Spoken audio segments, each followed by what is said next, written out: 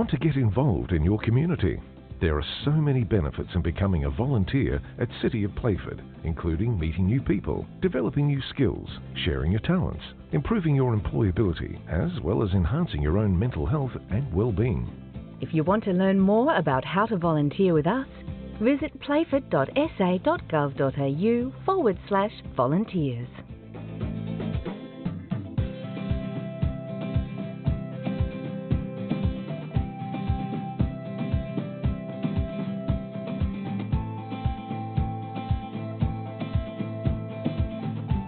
Feedback about our city's future from our community is really important.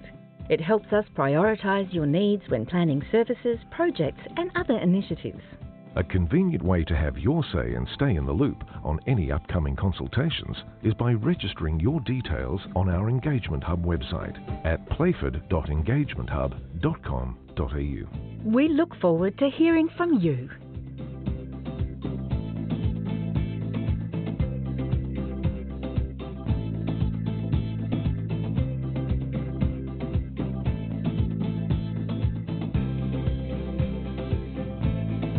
Have you visited the Stretton Centre on Peachy Road, Manapara?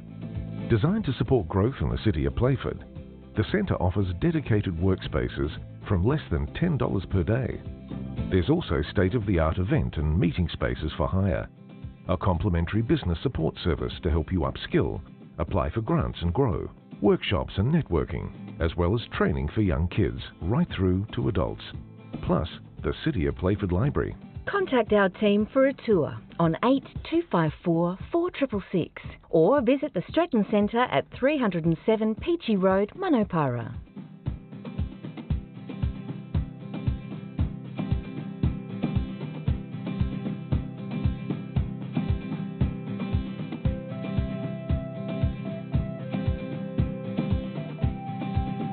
Support your local theatre and arts industry and enjoy a show at the Shedley. Playford's iconic Shedley Theatre is bringing a great selection of local and national performances to Elizabeth. For more information on their upcoming shows, visit theshedley.com.au or call 8256 0500.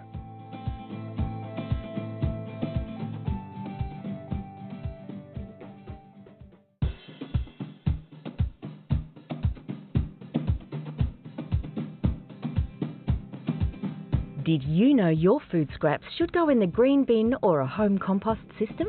It's better for the environment. It's the right thing to do. And it's easy.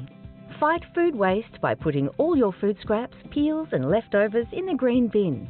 To find out more, visit playford.sa.gov.au/fightfoodwaste.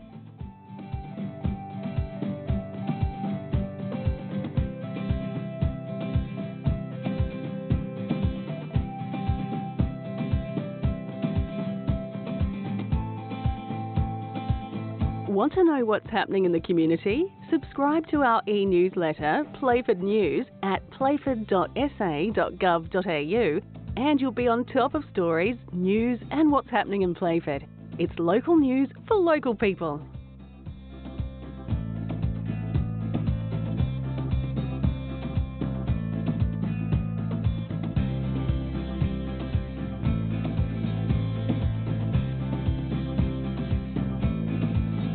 Want to get involved in your community?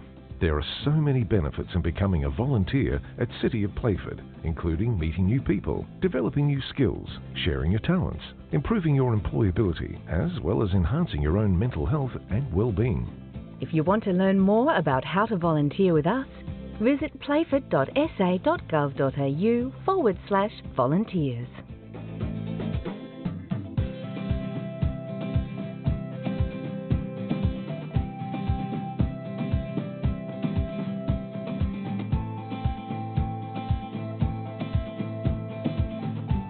Feedback about our city's future from our community is really important. It helps us prioritise your needs when planning services, projects and other initiatives. A convenient way to have your say and stay in the loop on any upcoming consultations is by registering your details on our Engagement Hub website at playford.engagementhub.com.au. We look forward to hearing from you.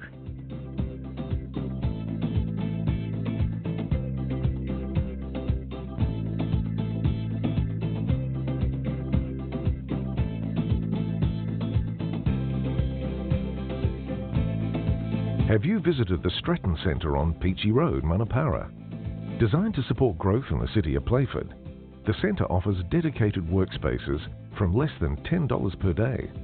There's also state-of-the-art event and meeting spaces for hire, a complimentary business support service to help you upskill, apply for grants and grow, workshops and networking, as well as training for young kids right through to adults. Plus, the City of Playford Library. Contact our team for a tour on 8254 4666 or visit the Stratton Centre at 307 Peachy Road, Manapara.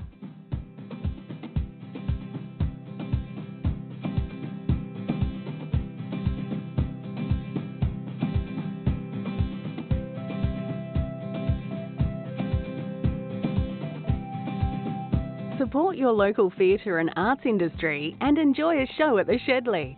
Playford's iconic Shedley Theatre is bringing a great selection of local and national performances to Elizabeth. For more information on their upcoming shows, visit theshedley.com.au or call 8256 0500.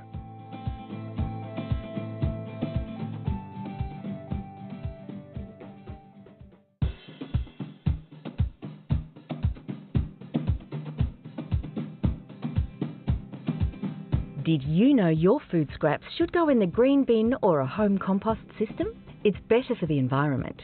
It's the right thing to do. And it's easy. Fight food waste by putting all your food scraps, peels and leftovers in the green bin. To find out more, visit playford.sa.gov.au/fightfoodwaste.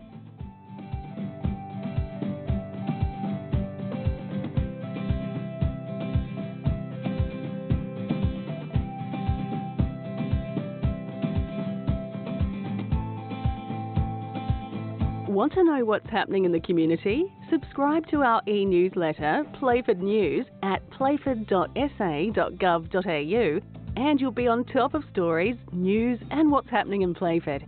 It's local news for local people.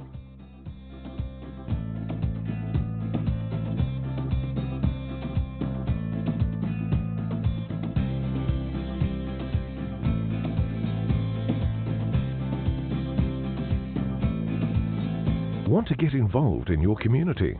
There are so many benefits in becoming a volunteer at City of Playford, including meeting new people, developing new skills, sharing your talents, improving your employability, as well as enhancing your own mental health and well-being. If you want to learn more about how to volunteer with us, visit playford.sa.gov.au/volunteers.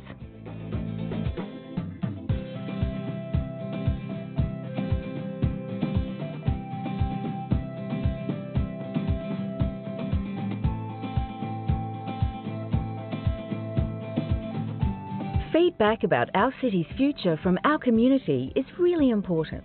It helps us prioritise your needs when planning services, projects and other initiatives.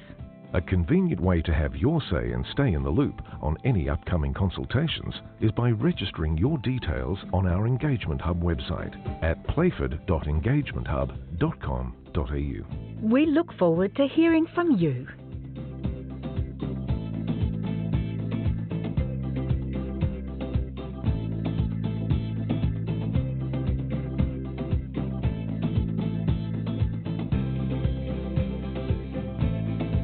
Have you visited the Stratton Centre on Peachy Road, Manapara?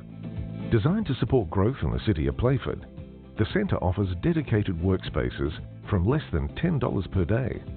There's also state-of-the-art event and meeting spaces for hire, a complimentary business support service to help you upskill, apply for grants and grow, workshops and networking, as well as training for young kids right through to adults.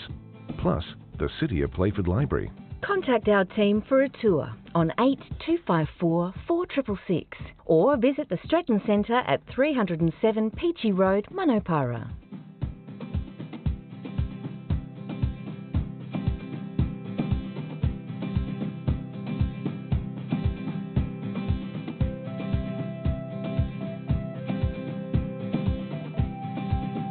Support your local theatre and arts industry and enjoy a show at the Shedley. Playford's iconic Shedley Theatre is bringing a great selection of local and national performances to Elizabeth. For more information on their upcoming shows, visit theshedley.com.au or call 8256 0500.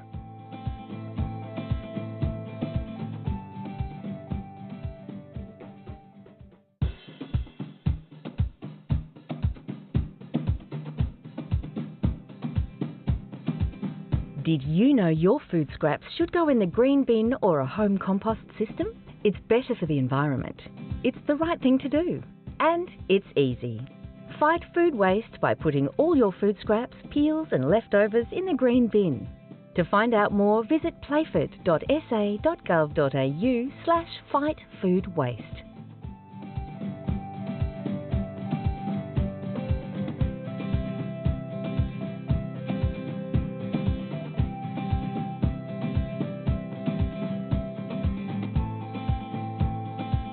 Want to know what's happening in the community? Subscribe to our e-newsletter, Playford News, at playford.sa.gov.au and you'll be on top of stories, news and what's happening in Playford. It's local news for local people.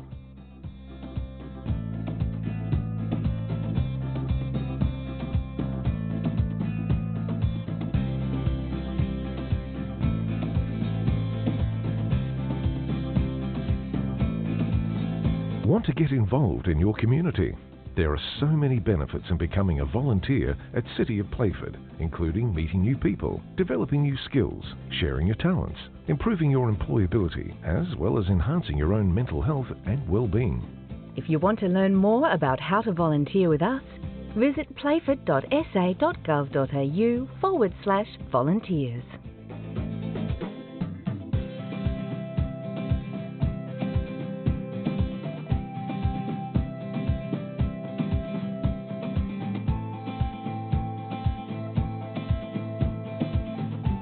Feedback about our city's future from our community is really important.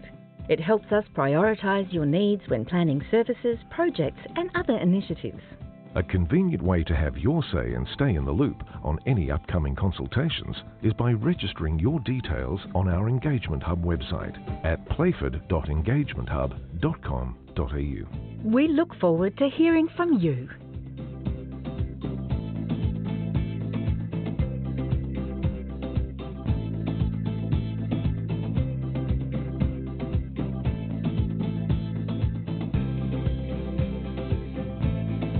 Have you visited the Stretton Centre on Peachy Road, Manapara? Designed to support growth in the city of Playford, the centre offers dedicated workspaces from less than $10 per day. There's also state-of-the-art event and meeting spaces for hire, a complimentary business support service to help you upskill, apply for grants and grow, workshops and networking, as well as training for young kids right through to adults. Plus, the City of Playford Library. Contact our team for a tour on 8254 4666 or visit the Stretton Centre at 307 Peachy Road, Manapara.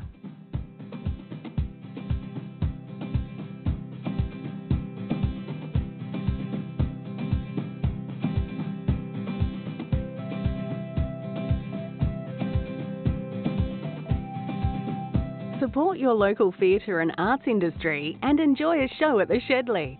Playford's iconic Shedley Theatre is bringing a great selection of local and national performances to Elizabeth. For more information on their upcoming shows, visit theshedley.com.au or call 8256 0500.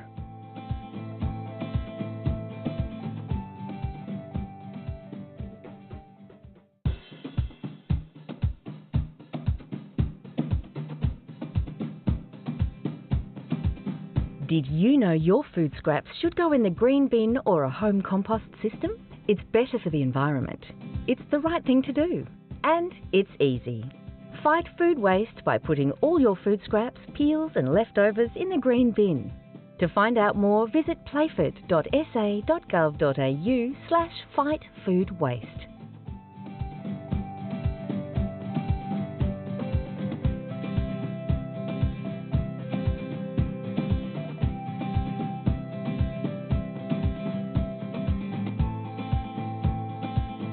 Want to know what's happening in the community? Subscribe to our e-newsletter, Playford News, at playford.sa.gov.au, and you'll be on top of stories, news and what's happening in Playford. It's local news for local people.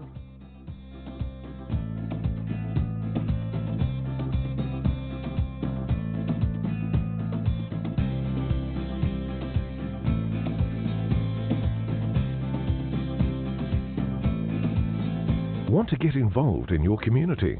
There are so many benefits in becoming a volunteer at City of Playford, including meeting new people, developing new skills, sharing your talents, improving your employability, as well as enhancing your own mental health and well-being. If you want to learn more about how to volunteer with us, visit playford.sa.gov.au/volunteers.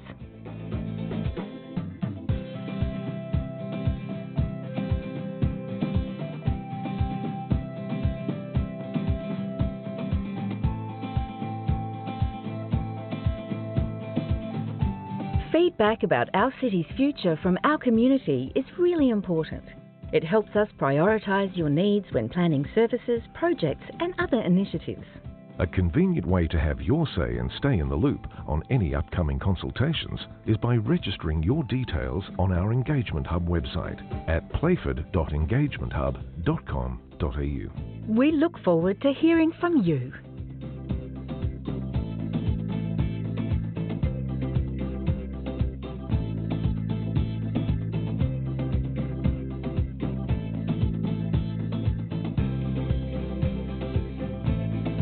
Have you visited the Stratton Centre on Peachy Road, Manapara? Designed to support growth in the city of Playford, the centre offers dedicated workspaces from less than $10 per day.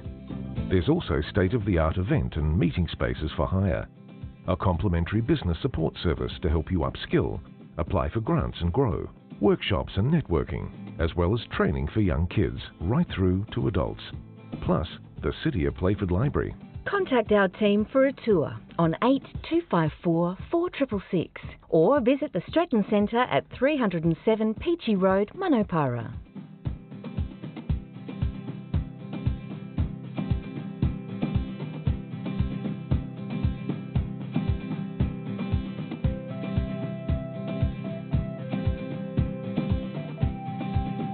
Support your local theatre and arts industry and enjoy a show at the Shedley. Playford's iconic Shedley Theatre is bringing a great selection of local and national performances to Elizabeth. For more information on their upcoming shows, visit theshedley.com.au or call 8256 0500.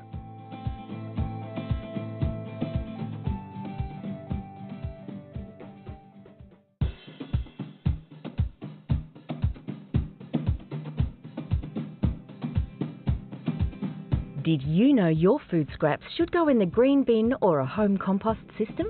It's better for the environment. It's the right thing to do. And it's easy. Fight food waste by putting all your food scraps, peels and leftovers in the green bin. To find out more, visit playford.sa.gov.au/fightfoodwaste.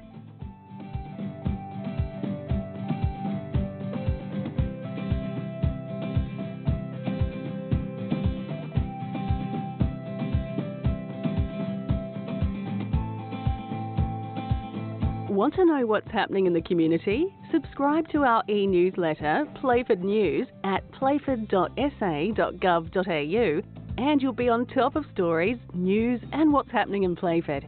It's local news for local people.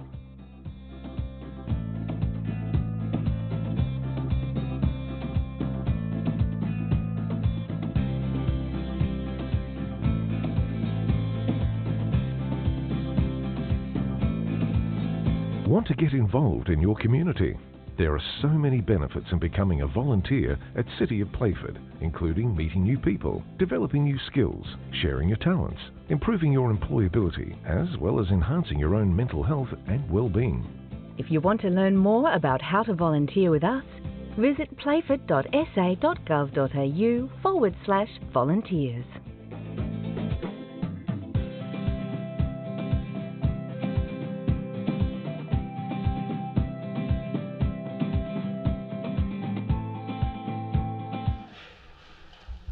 Alright, good evening everyone and welcome to the October Strategy and Services meeting. I declare the meeting open at 7:01. Looking at the attendance records, so 1.1 we have all present in the chamber. I do need to note that Councillor Bayani is joining us from Zoom. And my understanding is that Councillor Marsh will be joining us shortly. Alright, moving on to agenda item 2, we have confirmation of minutes. So I have a recommendation there. Do I have anyone looking to move that way? Councillor Hulst? Yes, I'll move that. Thank you. Do I have a seconder? Thank you. Councillor Smiljanic. Councillor Hulst, would you like to speak? No worries, thank you. I'll put that to the floor. Those in favour? And against? Declare that carried. Moving on to agenda item 3, I have declarations of interest. Are there any?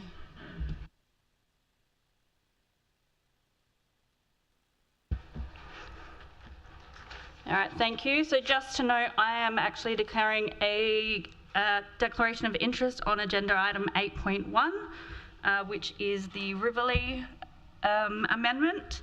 I'm declaring a material conflict of interest as one of the parties is my employer, so I will leave the chamber for that.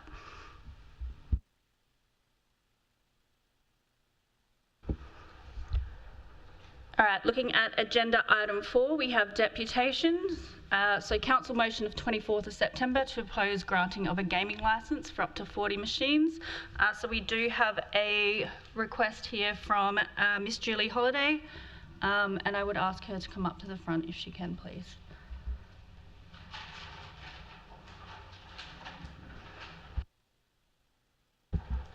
Councillors, just while we're waiting, I will note that we have been given a hard copy of the material supplied, and you also did receive this via email earlier in the week.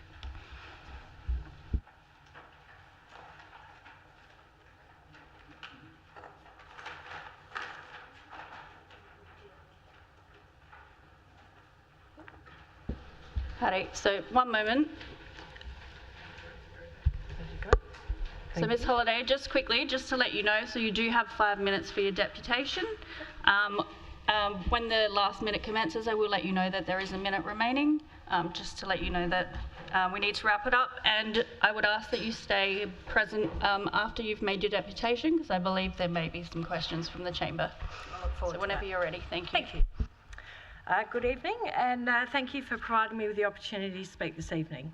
I'm Julie Holiday. I'm the General Manager of the Saturno Group. I'm here with Director Adrian Saturno and our Legal Advisor Ronaldo.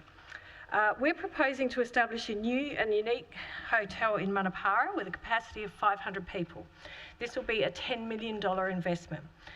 We've provided you each with a handout, and that will act as my agenda as we work through my 5 minutes. So gaming at the hotel, 25% floor space. The size of our gaming room has been publicly announced as 25% of floor space. This is only accurate if measuring the space as part of the public floor area. We also describe it as 15% of the licensed area or even 5% of the total site. Incidentally, the largest allocation of space is the car park, 104 parks that make up 68% of the total site. The size of any gaming room needs to be considerate of the size of the gaming machines. They're not small units. Social distancing, lounge or breakout areas, and walkways behind gaming stalls. The gaming room will not be the focus of the proposed hotel. We anticipate gaming revenue to contribute equally with dining and also with beverage, so a third each. Gaming will not predominate in size or in revenue contribution. As we talk through the licence application, it's helpful to understand the definition of a locality, as this is prescribed as for the neighbours with whom we must consult. It's different than a ward, and it's different to a council area. For Adelaide metro areas, the locality is the area of 2 kilometre radius from the proposed site. Pages 5 and 6 provide you with an artist's impression of the proposed hotel. Our ambition is to introduce a high quality hotel that's different to anything currently available. Consistent with our values, we will provide a safe, family-friendly venue where all are welcome.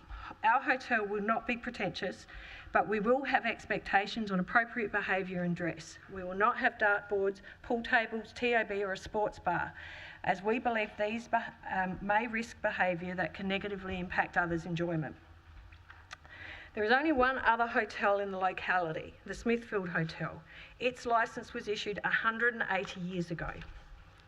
The gaming licence of the same hotel was issued in 94, so that's 30 years ago. With the ongoing population and residential development in the area, there is a need for a modern hotel such as the Parkway Tavern. The community impact test is undertaken to satisfy the licensing authority that the hotel and the gaming licences are in the interests of the local community. Both positives and negatives are considered, making it a balanced process. We engaged local urban planning firm Future Urban to do this exercise. Their conclusion was that the hotel and gaming licences should be granted. We undertook extensive community consultation to prepare our licence applications. We wanted to be confident that we'd be welcome into the neighbourhood. We first wrote to 76 potential stakeholders and interest groups. These are listed at page 8 of your handout. We received no opposition to the application and only 3 substantial responses. Statewide Gambling Therapy Service, Peter Riggs, part of the Playford Church, and the Governing Council of Mark Oliphant College. We also engaged an independent market research to survey 202 adults within the locality. 173 of these supported the proposed development and considered it to be in community interest. 93 strongly supported the proposal. 14 expressed no opinion and 12 opposed the proposal. The survey did specifically refer to gaming. The survey was run by an experienced professional research firm. Verbatim responses to certain questions are 1 minute remaining. At page 31 and make it clear that there is real and considerable support for the proposal. In closing, I just wanted to make comment on 2 comments that were raised by Tony Piccolo at the recent council meeting. He mentioned that there were numerous hotels in Gawler operating successfully without gaming. There are in fact 11 game licences in Gawler. Only one of those does not have gaming. One is suspended, so there are 9 operating with gaming. There was also discussion about employment and the impact that gaming may have on employment. I think it's absolutely essential to understand and appreciate that we are not providing a gaming room, we are promoting a hotel. So it's going to be 35 new jobs for the local community. That's not 1, that's not 7 that was referred to as a butcher, it's 35. Thank you. Thank you. Pretty much right on time. Councillor Smallwood-Smith, are you looking to... Thank you. I do have several questions, if I may. My first one is, during your consultation period, did you never consider speaking to the 3 ward councillors, myself, Councillor Onyazan or Councillor Carlson? I actually live within walking distance of that development and was quite shocked to find out about it just a couple of months ago. And no one has spoken to me nor anybody in my street, and there are a number of people, more than what you think now, that are actually going to be against it. My other quick questions are, the Playford Tavern is just down the road. I know you're saying the Smithfield Hotel is 2.6, the Playford Tavern is 2.9, and that's straight down Peachy Road, so there's not just the Smithfield Hotel there. My other question is, do you have any interest in the Anglevale Tavern? Sure. I'll answer each of those. Yes, so please. First question around your direct consultation to yourself or other councillors. We did write to Playford Council and we did receive a response from their planning department. So I'm not sure what the internal communication methods are. The consultation to local residents was a general survey. It was a phone call. So if you and or others may or may not have been on that sample that was surveyed. And the third question around Anglevale Tavern, yes, we own that tavern and we lease it to the Patriots Community Sporting Club. Okay, and one final, if I may. You say that you're not reliant on the pokies. My question then is, if you didn't have the pokies, would you still build it?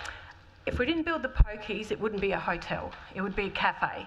And it's not that we're not reliant on gaming. Gaming is an important part of the hotel offer. It's 30% of the revenue, so it's not any more significant than our other areas of the hotel.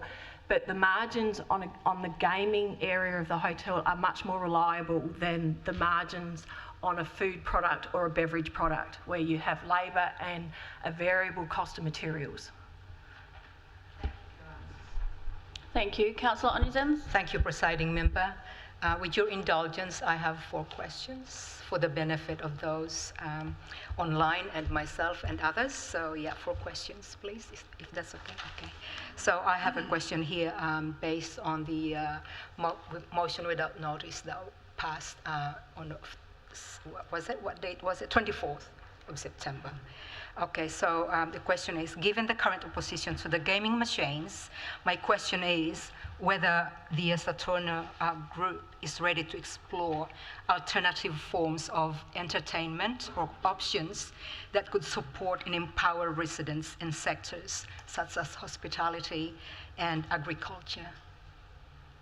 I think our proposal is for a hotel, and perhaps something else that we haven't emphasised or is we operate a registered training organisation. We have a location in Salisbury, and that RTO delivers vocational training in a variety of areas, but includes retail and hospitality qualifications. So we hope to be able to utilise the hotel in some way to develop opportunities for employment and certainly provide training. Now, that doesn't specifically answer your question in terms of agriculture, but no, we... Or hospitality, or I imagine. Hospitality. We run hotels. Okay. That's our expertise, and that's what we believe is appropriate for the growing area of Playford. It fits within the guidelines of and the ambitions of the area. The demographics of the area are evolving all the time. The population is growing. It just seems that if the last hotel licence was issued 100 years ago, there's probably people looking for something different now, and I think we can offer that in a responsible way. Okay, thank you for that answer. Okay, the second one. So in light, obviously, of the current opposition to the gaming machines, which I'm referring to the motion that's just gone. So the email with the attached document sent to elected members on September 27th suggests that the Saturno group has the support of Renewal SA, which currently owns and manages the site, and which you have a contractual agreement. So my question is, was the State Department you contracted with aware of the type of business that was planned for that location?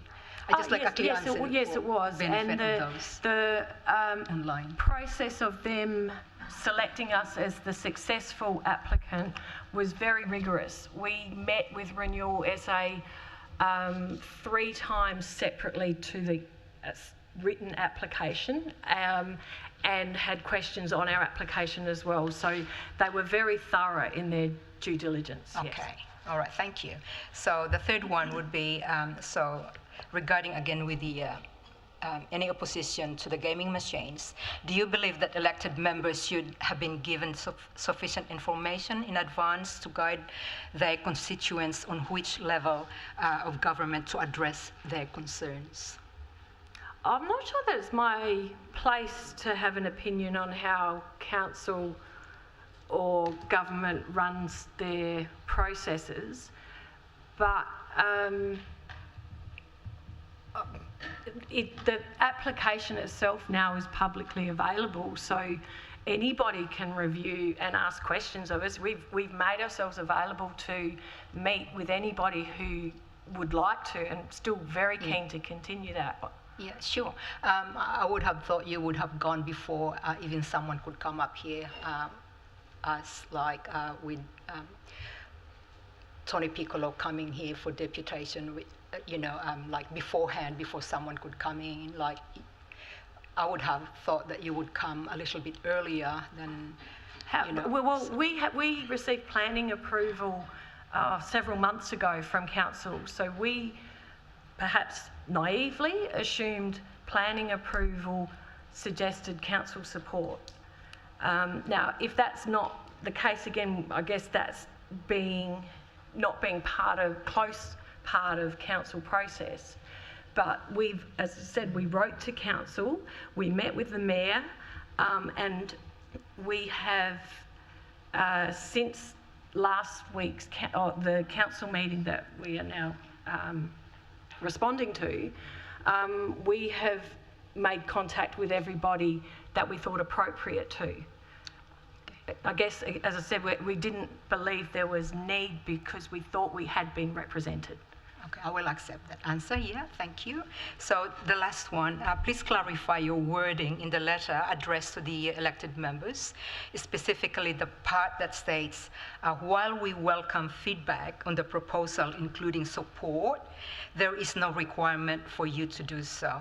Does this suggest to the council that this is at the appropriate level of government, and as a result, there is no necessity for the council to become involved in the current processes in place? Well, I guess it's council's discretion as to whether they choose to submit, hence your motion. But this is a state planning process and licence application process. So again, forgive me for not understanding how council is engaged in that process, but if it's a state process and a state legislation, I would presume it's their responsibility. But I can't comment more than that, other than us to rely on the appropriate processes and the due diligence of those that are tasked with the responsibility of issuing licences. Okay, thank you. I appreciate you for replying to my questions. Thank you.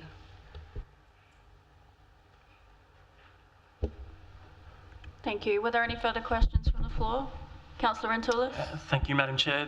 Thank you, Julie, for your presentation tonight. Just a couple of questions in relation to the survey and the way it was conducted. It's my understanding that, according to page 27 of the material, 86% of those surveyed, and the exact number was 173, were in support. 6% or 13 were opposed, so that gives you, what, 92%. What happened to the other 8%? Are they just, did they not express an opinion? They were non-committal, I believe. Just, yeah, sure. Yeah. Okay, can you explain a little bit about the way that survey was conducted? Was it just randomly calling people? Can you just tell us a little bit more about that? It was phone survey, mobile phones. On reflection myself, I wondered how many phone calls they may have had to make to get 200 people answer. Yes. You know, in this day and age, we don't all answer our phones when we don't know the numbers. I presume there's a database somewhere of like numbers and residential addresses. Sure. And I think that's an important part, just something to consider. It targeted, so I don't know how many phone calls they had to make to get 200 responses, but they were targeted to the locality, and that's really important. These are the individuals who will enjoy our facilities, but also be our close neighbours as well. Yes. So they have direct, they're going to have direct experience with us being close to them. So they're the most important group to consult with. Sure. You consider that against the current process of opportunity to oppose our licence, and the documents that are on that we've reviewed don't even offer an address. So where are these people objecting from? And do they have a direct are we going to influence them directly to allow them the opportunity to oppose what we're going to offer the local community? Thank you, Julie. 202 residents were surveyed within 2 kilometres of the proposed site. So you said the locality.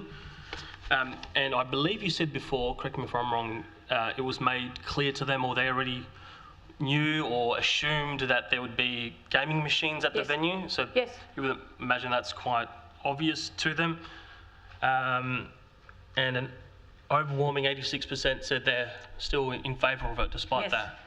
Yes. Seems a bit sort of inconsistent with what's going on at the moment. I'm a little bit surprised. Can you just tell us what's going on there? I don't know. Sure.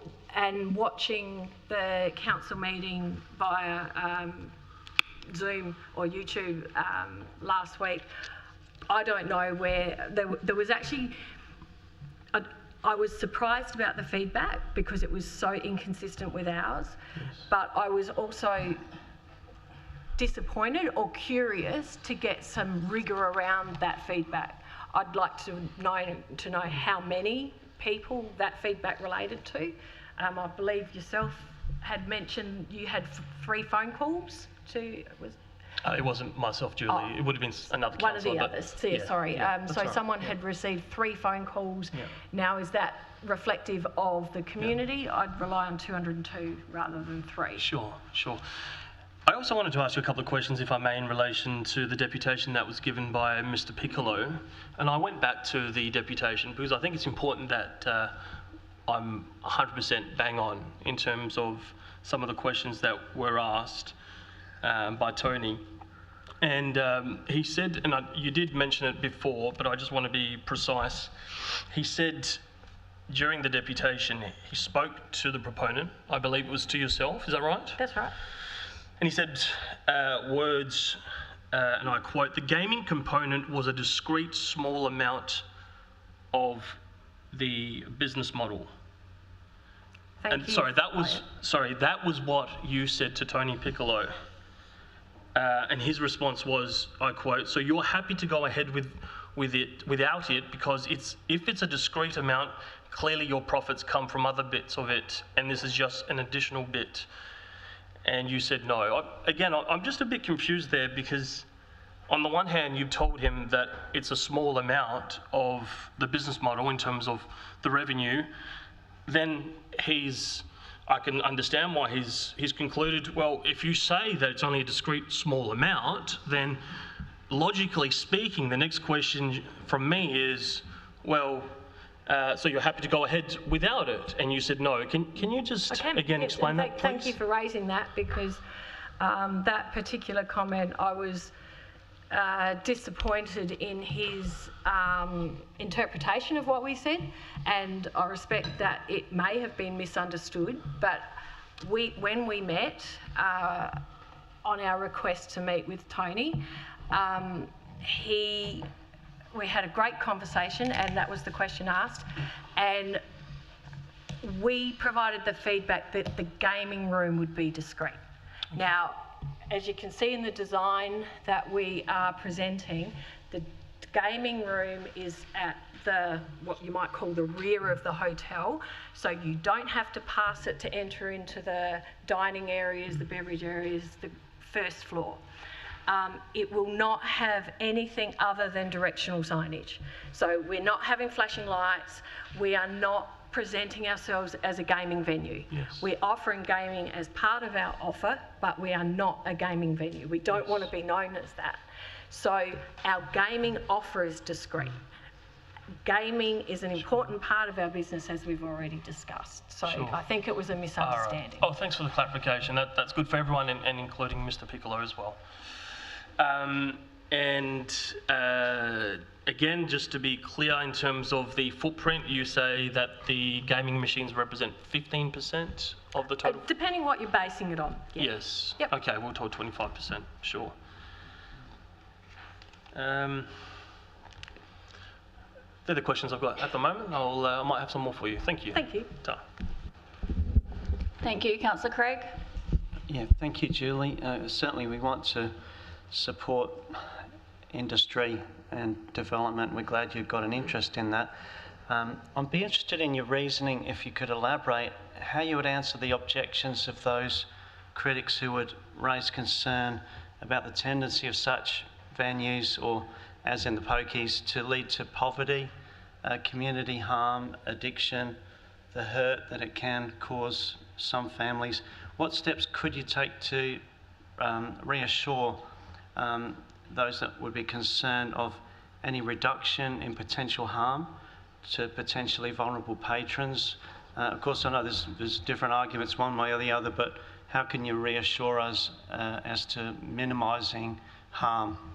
It's an essential consideration for us as a gaming operator.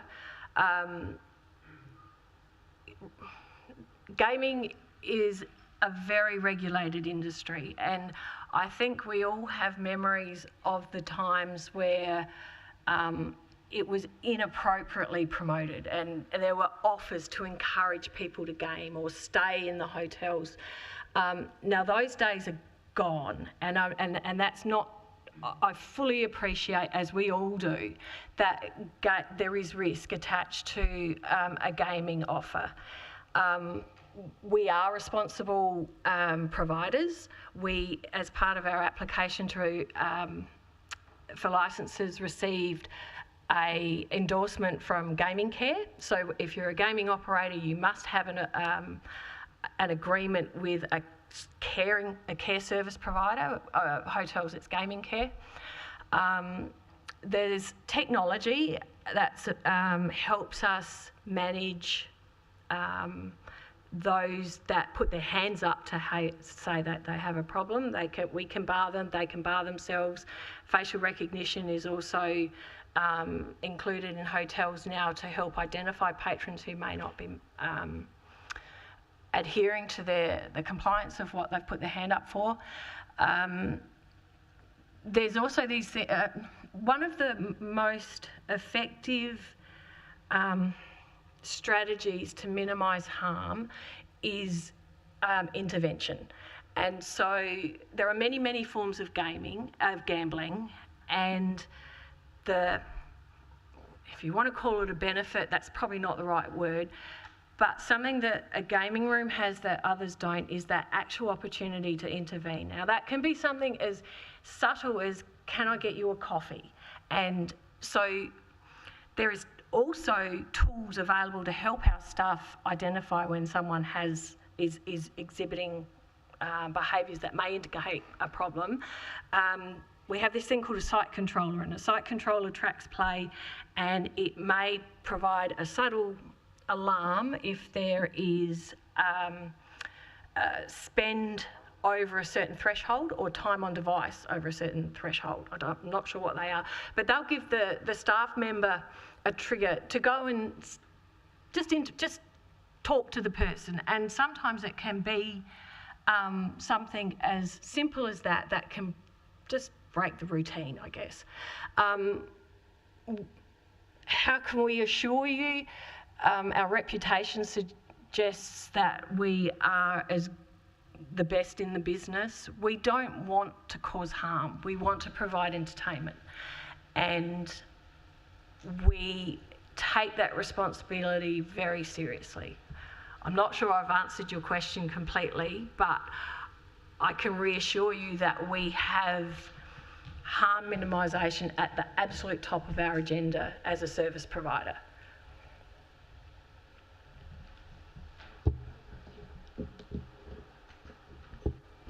Oh, sorry, further question. Could I pose this question just to understand, I suppose, worst case scenario? How much could someone lose on a pokey in a session? Like, I mean, thousands of dollars per individual, or I'm just wondering. Yeah, well, the cash is limited. The access to cash is very limited in a hotel. You can only withdraw $200 per day, I think it is, from EFTPOS and ATM. And from the ATM, I think it's like a cash withdrawal restrict. Like, you can only have a $200 maximum transaction, whereas an ATM in a bank, you can withdraw thousands. So there's limited access to cash. Then there's controls around how much money you can actually put in a machine each time you want to load it as such. And I think that's $50. You'd have to work hard to lose a lot, but if someone has a problem, we can appreciate they will try.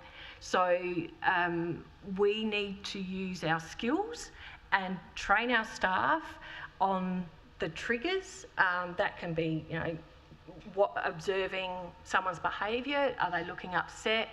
Are they, are they becoming angry? Are they asking to borrow money, etc., etc.? It's a tricky thing also though, because, and please forgive me, I don't mean this flippantly in any way, but spend is not necessarily the indicator. How much someone spends isn't necessarily the indicator that they have a problem, because somebody may have a very small wallet and spending $5 a day is a problem for them. But someone else, and some cultures are much more accepting of gambling, and so they may spend more and it's not a problem, it's just their form of entertainment. So it's a tricky thing to interpret. Councillor Smallwood-Smith. Thank you. Just one final question, if I may. You state that you'll be employing around about 35 people. Can you guarantee they'll all be from the city of Playford? No. We would certainly, I'm not sure that that's, I don't think there's a business in the whole locality that could guarantee that their staff all come from the local. We want to. Local staff are the absolute best. They know, they can advise people where to go to shop, where to go to try something. They can, they know the tips and tricks of the area. That absolutely, and they'll bring their friends in and their acquaintances to come and see where they work and have a local pride. But if there's not enough people in the area that want the jobs, where do we recruit them from if they're not locally? So our intent and goal and ambition is absolutely local employment, but we can't guarantee it.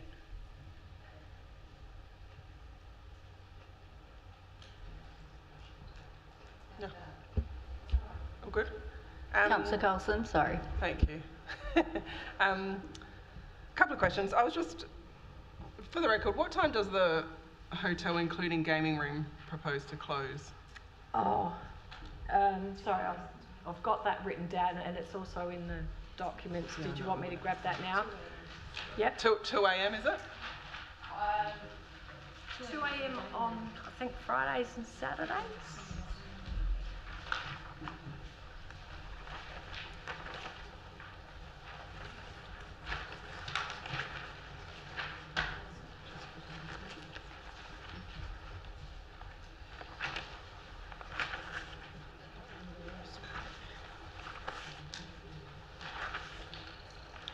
Did you have another question while I look for it? Sure. What impact, if any, do you think gaming machines have on a community, especially the Playford community? Well, in general? Do you mean like... In specifically Playford? Now? Well, yeah, that's when you're proposing to do the hotel, so... Well, gaming machines in Playford are probably not dissimilar to the impact of gaming machines in Unley, Elizabeth, Mount Barker. Yeah, but we're talking about you building one in Playford, so that's why the question specific to Playford. So we're not bringing in new machines. Like the trading round requires us to buy machines from from anyone who's willing to sell them. So we're not increasing the number of machines that are actually in the market currently. On my belief is that us building a hotel of the style that we're suggesting the standards of service that we're suggesting will not impact gaming in Playford in any material way. Wouldn't impact the community at all, you don't think? Will impact the community positively by giving back. We are strong advocates of community support, so we will, and we hope to find opportunity to work with the appropriate committees and groups and council if that's suitable, as to setting up structures to return money to groups that need it, like sporting groups, community groups. We know that there's a strong passion for community in Playford. Okay. So you think they have more of a positive impact than a negative impact? Yes. Okay. Yeah. And you did say it was 30% of revenue comes from pokies, is that right? Is that?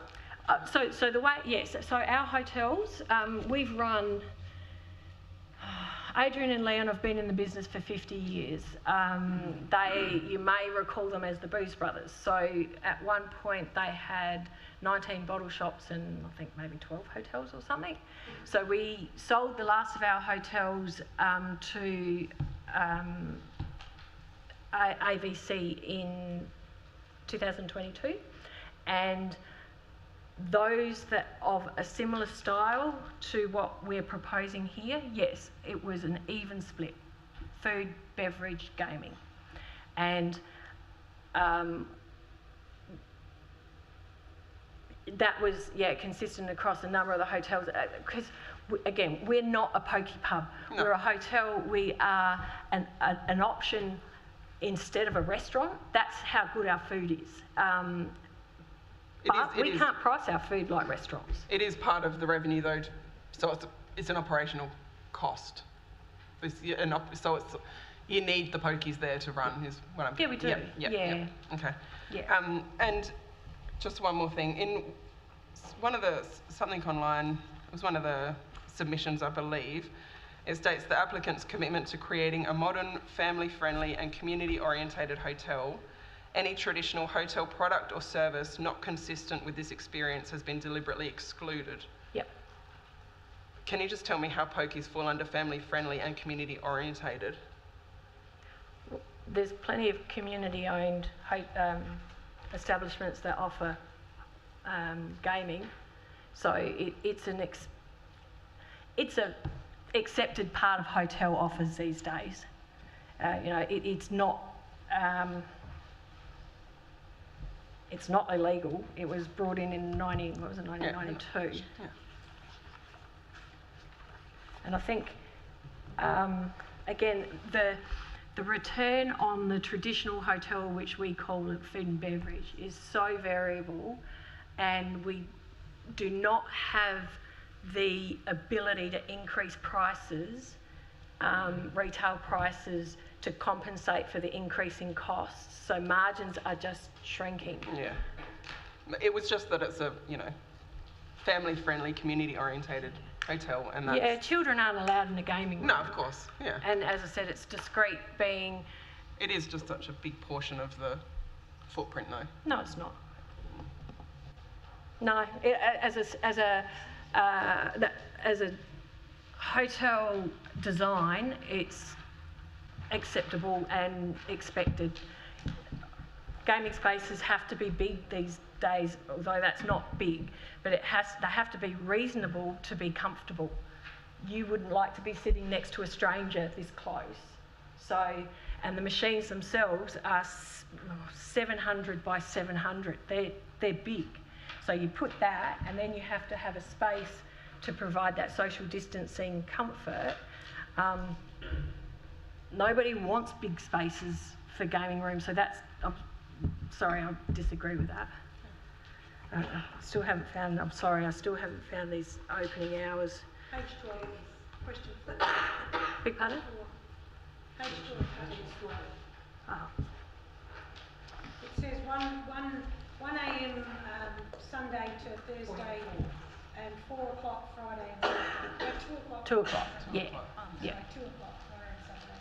Yeah, thank you. All right, thank you, Councillor Vanderpeer. Thank you. Thanks for coming in today, Julie. It's been really interesting to hear your side of it. Just a question still on the hotel. I'm just curious if you could tell us a bit more about how a hotel is defined in this circumstance. Because I know you said something about there having to be a discrete, separate but large gaming portion of the facility, but then I think you've also alluded to the fact that it all kind of ties in together with the meals and the meal service and things like that. I'm not quite sure I get the question, sorry. So we've got the plan. Does that help? The plan in the... Yeah, I'm more interested in how a hotel is defined. It might be more of a planning question. How a hotel is defined? Yeah, because you said that your development is a hotel, it's not a gaming... I said it's not a cafe. Yes. Because if we were a cafe, we wouldn't have gaming. But if we were a cafe, we would also not have to worry about car parking. So we could have a tiny little thing in a shopping complex, tiny little, but that's not what we are. We're a hotel, so we're applying for a hotel licence. Yeah. And a hotel licence allows us to do particular things that a cafe can't do. And we're also applying for a gaming licence. So that allows us to do particular things and offer gaming as a service. Interesting, okay. Just on the consultation as well, do you know when the decision was made to extend the consultation on the licence itself?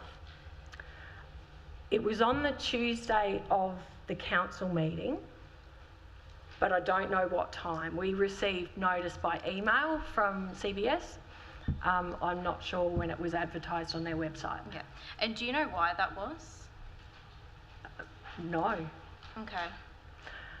I can presume that it's because there are like new rules, or rules have been changed recently, and there have only been 2 applications since these assessment criteria have changed, and I think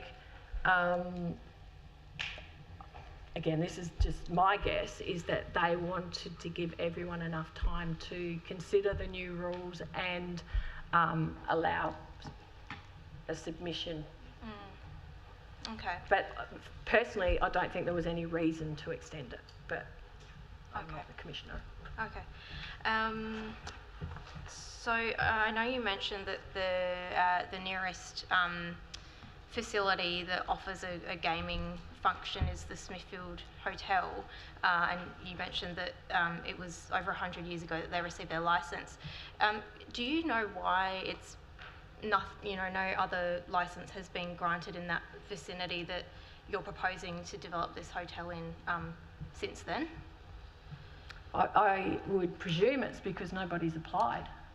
That they perhaps haven't found a location and wanted to do to build a hotel. And speaking of the location to build the hotel, were there any other sites that you considered within the Playford Alive precinct to build the hotel? No. Was that because it wasn't viable for you, or because you weren't actually allowed to? Oh no, well the hotel fits within the planning rules, so it could be done, but it's a big piece of land that we need. Yeah. This particular site's over 4,000 square metres. Yeah, because it's that strip along the between the Stretton Centre and Woolworths, am I correct? Yeah. Okay. And just on the job creation, I know you said this hotel would create over 30 jobs, I think it was 35 jobs. Yep. Can you give us a breakdown on whether those jobs are created by hospitality versus the EGMs, or is it all kind of... Well, 35 in total in a hotel, so you're going to have kitchen staff, you're going to have bar staff, you're going to have a hotel manager and duty managers. Now, many of those staff will be cross-trained, and at certain times they may be working like across 2 areas depending where's busy. So you can't there's not a single figure being head count for the gaming room. But in terms of rostering, every hour that the gaming room's open, there will be 1 or 2 staff in there. Okay. Because during my research on this topic, I believe it said that there were, I think it was perhaps 3 jobs per every $1 million in revenue gained by EGMs compared to 20 jobs per $1 million of revenue gained in hospitality. So I was just interested to know whether, it was all kind of muddled up into the hospitality, or whether, the EGMs are directly creating jobs, because my understanding is they don't. We look at our hotel. Yeah. The hotel design is intended to be labour efficient. So you'll have a bar area, so you can service 2 areas, for example. You won't build anything too big, because that means it takes longer to service tables and run food, and there's intricacies of running a hotel that we've considered in our design and our estimate of 35 jobs. Cool. Just moving on to the consultation. Sorry, I did try to look through the handout, but I can't see it. But in terms of the questions that were asked, do you, off the top of your head, know how many questions were asked that actually specifically referred to the EGMs or pokies, known colloquially? I don't know that off the top of my head. Okay. I can come back to you on that, though. Yeah, that would be interesting to know, because I know you mentioned it was made very obvious to people, so I'd just be interested to see how many references were made. Yep. That would be great. Yeah, good question. Just finally, I was just rereading the email that you sent us following the council meeting, and I note that you said that the feedback that you received from Mark Oliphant College was neutral in nature. Could you just talk us through the feedback that you've received from of course. I'll read it to you. Okay, so we would like to take the opportunity to thank you for consulting with Mark Oliphant College community in relation to the proposed application for the Parkway Tavern. This was tabled and discussed at a recent Governing Council meeting. Please find below. Concerns raised in regards to gaming machines and the negative impact this can have, especially with a low socio-economic area. It was also noted that the proximity to cash converters was not ideal. Members discussed the additional traffic, which will add to ongoing congestion issues experienced during peak times. Public intoxication was discussed, and concerns raised those individuals may loiter.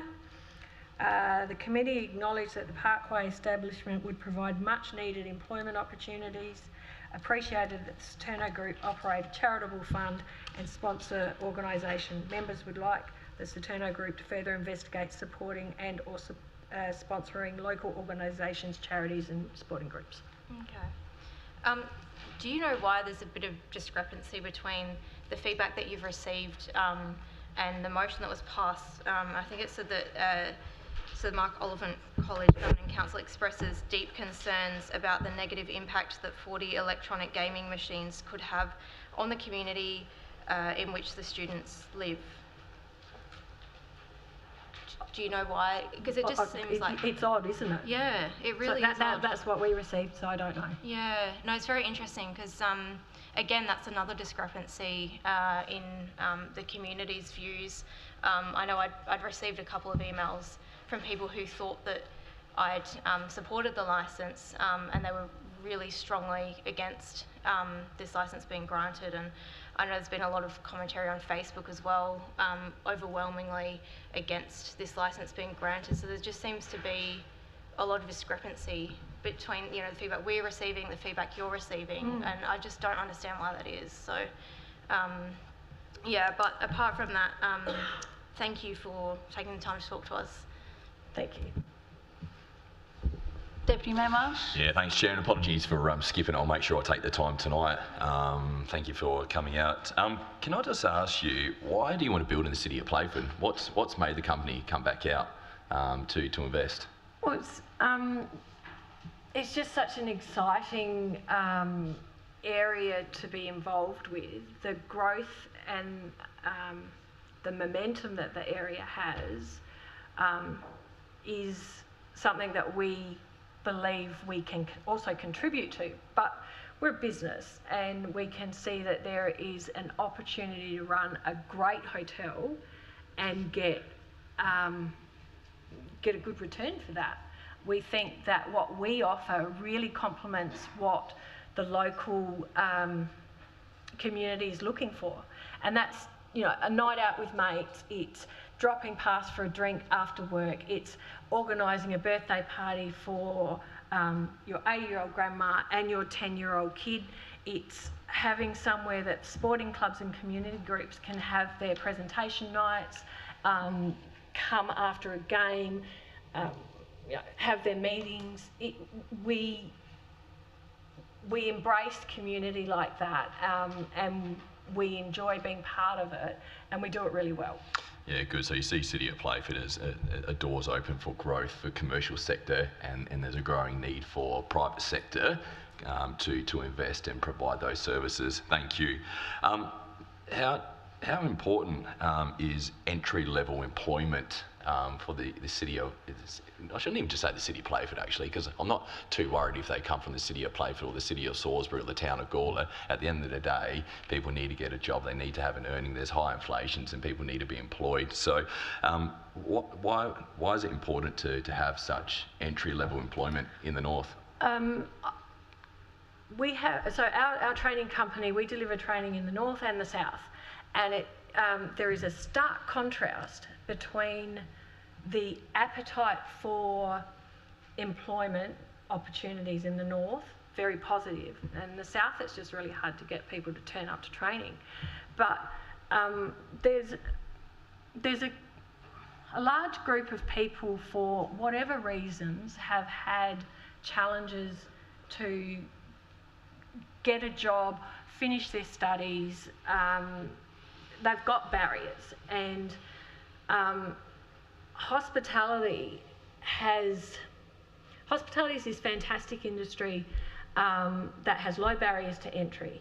So what we have found in the work that we've done in our training company is, if you work with individuals and give them that little bit of confidence, then they often fly, but it's just giving that opportunity.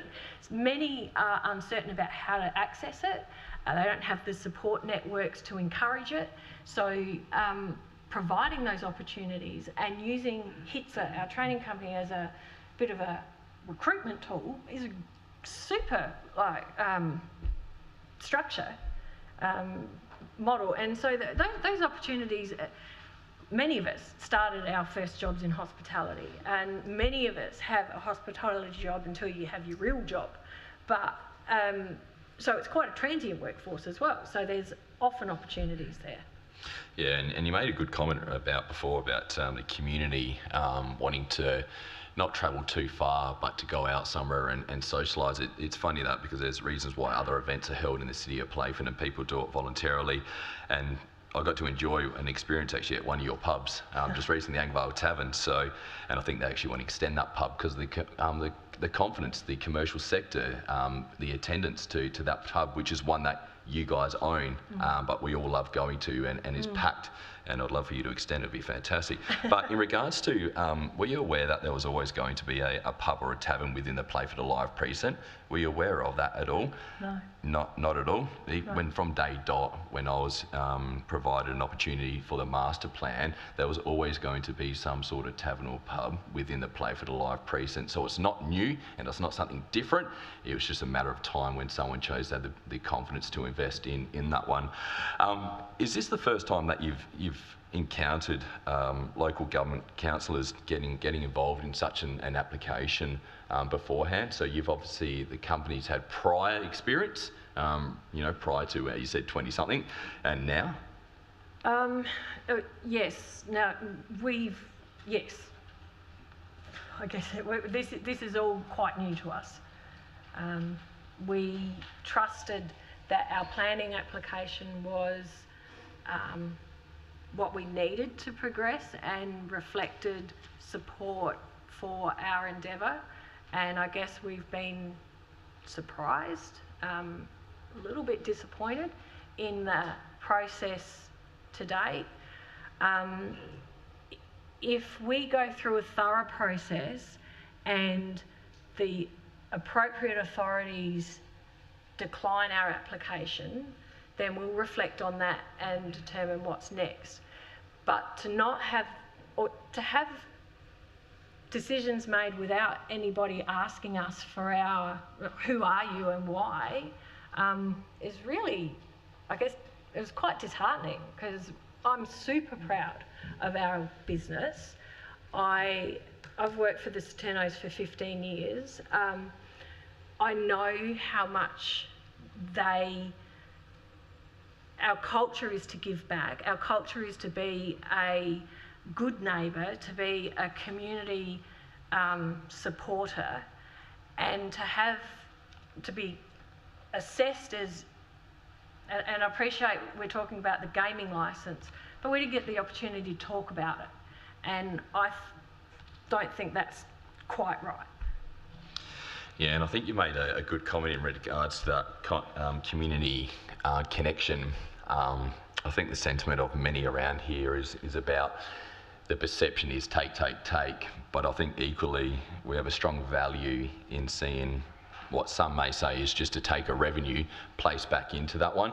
And I'll come back to the Playford Patriots and how that operate is probably one of the best business models we see on how that comes back to grassroots clubs, sporting clubs and events, and how that circular economy works with profits coming back to the city of Playford. So I definitely encourage the Saturnos to take a real strong look at that kind of business model. Yep.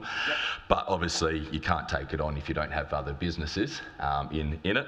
And I just appreciate you coming out there, and I think, as you said, we just need to leave it to the structured policies, processes, rigid processes that are out there. And have you had anyone else from the state government come in and say it is not a good idea and therefore I don't support it at all, other than our local member? Not a single person. No. And they own Renewal SA, and they're selling their land through to you. And our application process through Renewal SA was rigorous. So that hurdle, we worked with Renewal SA thoroughly, honestly, transparently. Appreciate it, thank you. Councillor Carrison? Yeah, thank you, through the chair. Thank you, Julie, for coming out, and also thank you to the Saturno Group. I think we're part of the Growth Zone, so it's fantastic to see $10 million investment and a 500 capacity venue. So my question based on that is, can you just run me, I think that's really exciting, and what other experiences you had in the past, what hotels have you delivered? Can you just refresh that on me again to share some of the possible success stories and what this might look like in our community? So most recently, the Saturno Group had the Mile End Hotel, and that is probably what we're benchmarking this one on. Mile End Hotel, the Colonist Hotel in Norwood, Mick O'Shea's at Hackham, Duck Inn at Coromandel Valley, Avenues Tavern at St Peter's, West End Tavern in Hindley Street, the Unley on Unley Road. Prior to that, and before my time with the Saturnos, they built the Slug and Lettuce. That was a really successful hotel. My understanding is they had to work through a process with the community through that as well, to ensure that it was an appropriate offering, safe. And again, safe means no pool tables, no dartboards, no sports bars, appropriate lighting, sensible trading hours, good car park, safety everywhere. Yeah, fantastic. Thank you. So the other thing I think it's, will fit in there really, really well. I think I'm pretty excited to see Saturno Group bringing $10 million investment in, but obviously the concern that some elected members here, and most of us probably have, is the gaming. I did ask Mr. Piccolo a question, what is the state government doing to address the issue, the problem of gambling? I didn't really get a specific answer, but I think tonight you were indicating to me the industry's come a long way.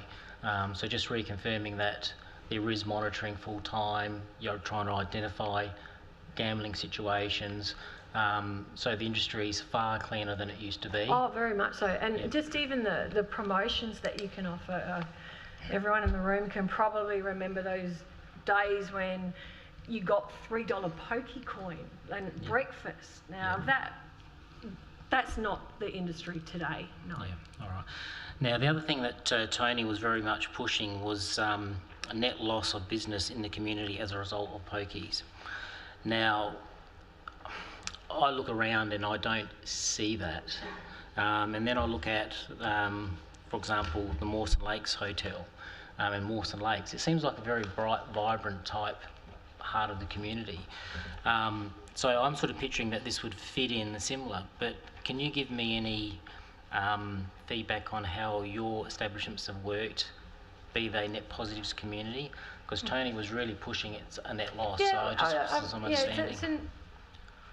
It is an interesting perspective, because isn't also the $20 that you spend on the bottle of wine impacting your spend in other areas and other businesses, you know, and the $20 that you spend on $20 for a snitty, maybe it's 25, 28 now. But everything that you, in your leisure wallet that you spend, is money not available for something else. Yep. So that's so I don't think we can just circle around pokies and nothing else. Yep. A business of this size will need to engage electricians, painters, cleaners. We're going to buy produce from local food producers, beverages. We're going to, what else we're going to need? Printing. It goes on and on and on. It's a reasonable sized business. So perhaps some of our customers choose to spend their money with us and not with another business down the street, but we're spending money with businesses that wouldn't otherwise have that custom. Yeah. No, fantastic, thank you. Now the other one interesting too, no new machines into the marketplace. So that's something I learned tonight. So you're going to have to source those from the marketplace. So as the current government regulation, there's no new machine licences. You have to get them from within the state. Is there any zones, or is it No. So there's so when you when you have a gaming licence, you have to have a thing called a gaming machine entitlement. And so I guess it's also important to note we're going for a licence of 40 because that's the maximum. That doesn't mean we're going to have 40 in our room. It means we don't want to go through, when we're investing the money to get the licence, a business decision means maximise your opportunity. Now, for every machine you want to operate in your hotel, you have to buy this thing called a gaming machine entitlement. So you have to have a licence, you have to have a gaming machine entitlement, and then you have to buy the actual machine. The GMEs, gaming machine entitlements called GMEs, are a fixed number in the current SA hotel gaming business. The CBS will announce a trading round. They were initially thought to be twice a year, but there hasn't been one this year. The last one I think was November 23, sorry. And so it's a genuine market. So if someone wants to sell a GME, they'll put it into the pool and prescribe the price they want to sell it at. A bit like eBay, really. And then if we want to buy a GME, we nominate how many we want to buy and what price we want to buy it at. Now, there's no guarantee the two are going to align, but if they do, we can buy, they can sell, and for each 4 that are bought, one of them has to disappear. So they've reduced the number of machines over time. Yep. I think the ambition was drop it by about 2,000 or something. Yep. All right. Well, thank you for that, Julie. That's really, really interesting information. So, you know, it may not be 40 new gaming licences for Playford. They might come from within Playford, potentially. Yeah. The other interesting bit of information, now, we did receive information from Tony, but with information statistics, it can be looked at many different ways. So, I thought it was, from my personal view, skewed a little bit in one direction. So just looking at the numbers here, I believe Gawler population for the council is around 38,000, and there's slight discrepancy. I think you were saying 9 licensed venues in Gawler. The information I had in front of me here was from Tony said 8. But be it 8, be it 9, or whether one's on hold, I'm not sure. But that would equate to one machine for 169 people in Gawler.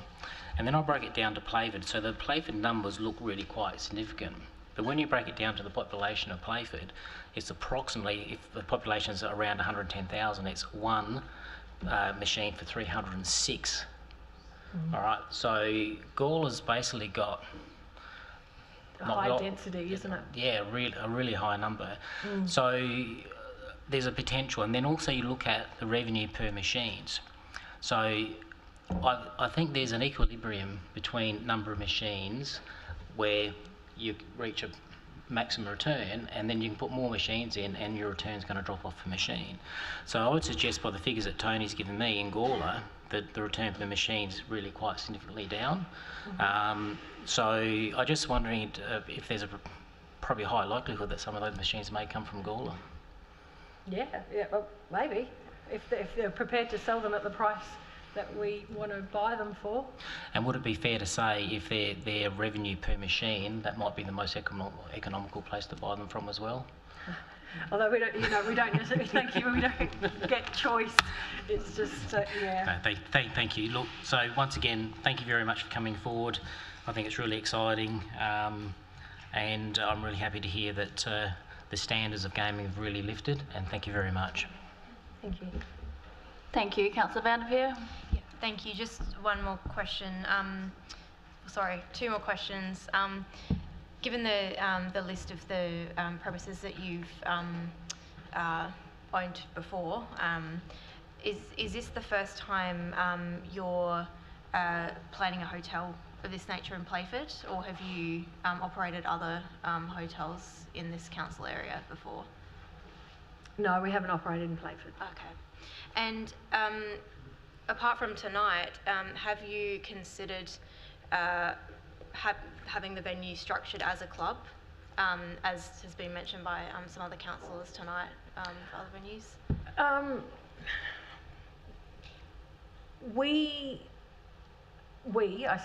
Adrian and Leon are not a club, and they're the ones that have applied for the licence. So if there was a club that wanted to, in a point in time, lease the hotel from us, they would need to go through a process. At this point in time, it's us, and that's our intention, and that's why we've been given the opportunity we have, because Adrian and Leon are quality operators. So somebody else may not have been even given that opportunity with Renewal SA. Great, thank you. So do you have any other plans then to maximise the benefit to the community? Because I know some people have mentioned, benefit from EGMs or pokies can be realised by, donating a lot of the profits to sporting clubs. Yep. Is that something you've considered under this structure? We would, but we want to talk to the right people about what that looks like. We want keen and willing to support community groups, but we want to do it on an appropriate playing field, I guess, if you want to call it. So we would like to explore with council, if council is the appropriate group, how we can structure something to support the community.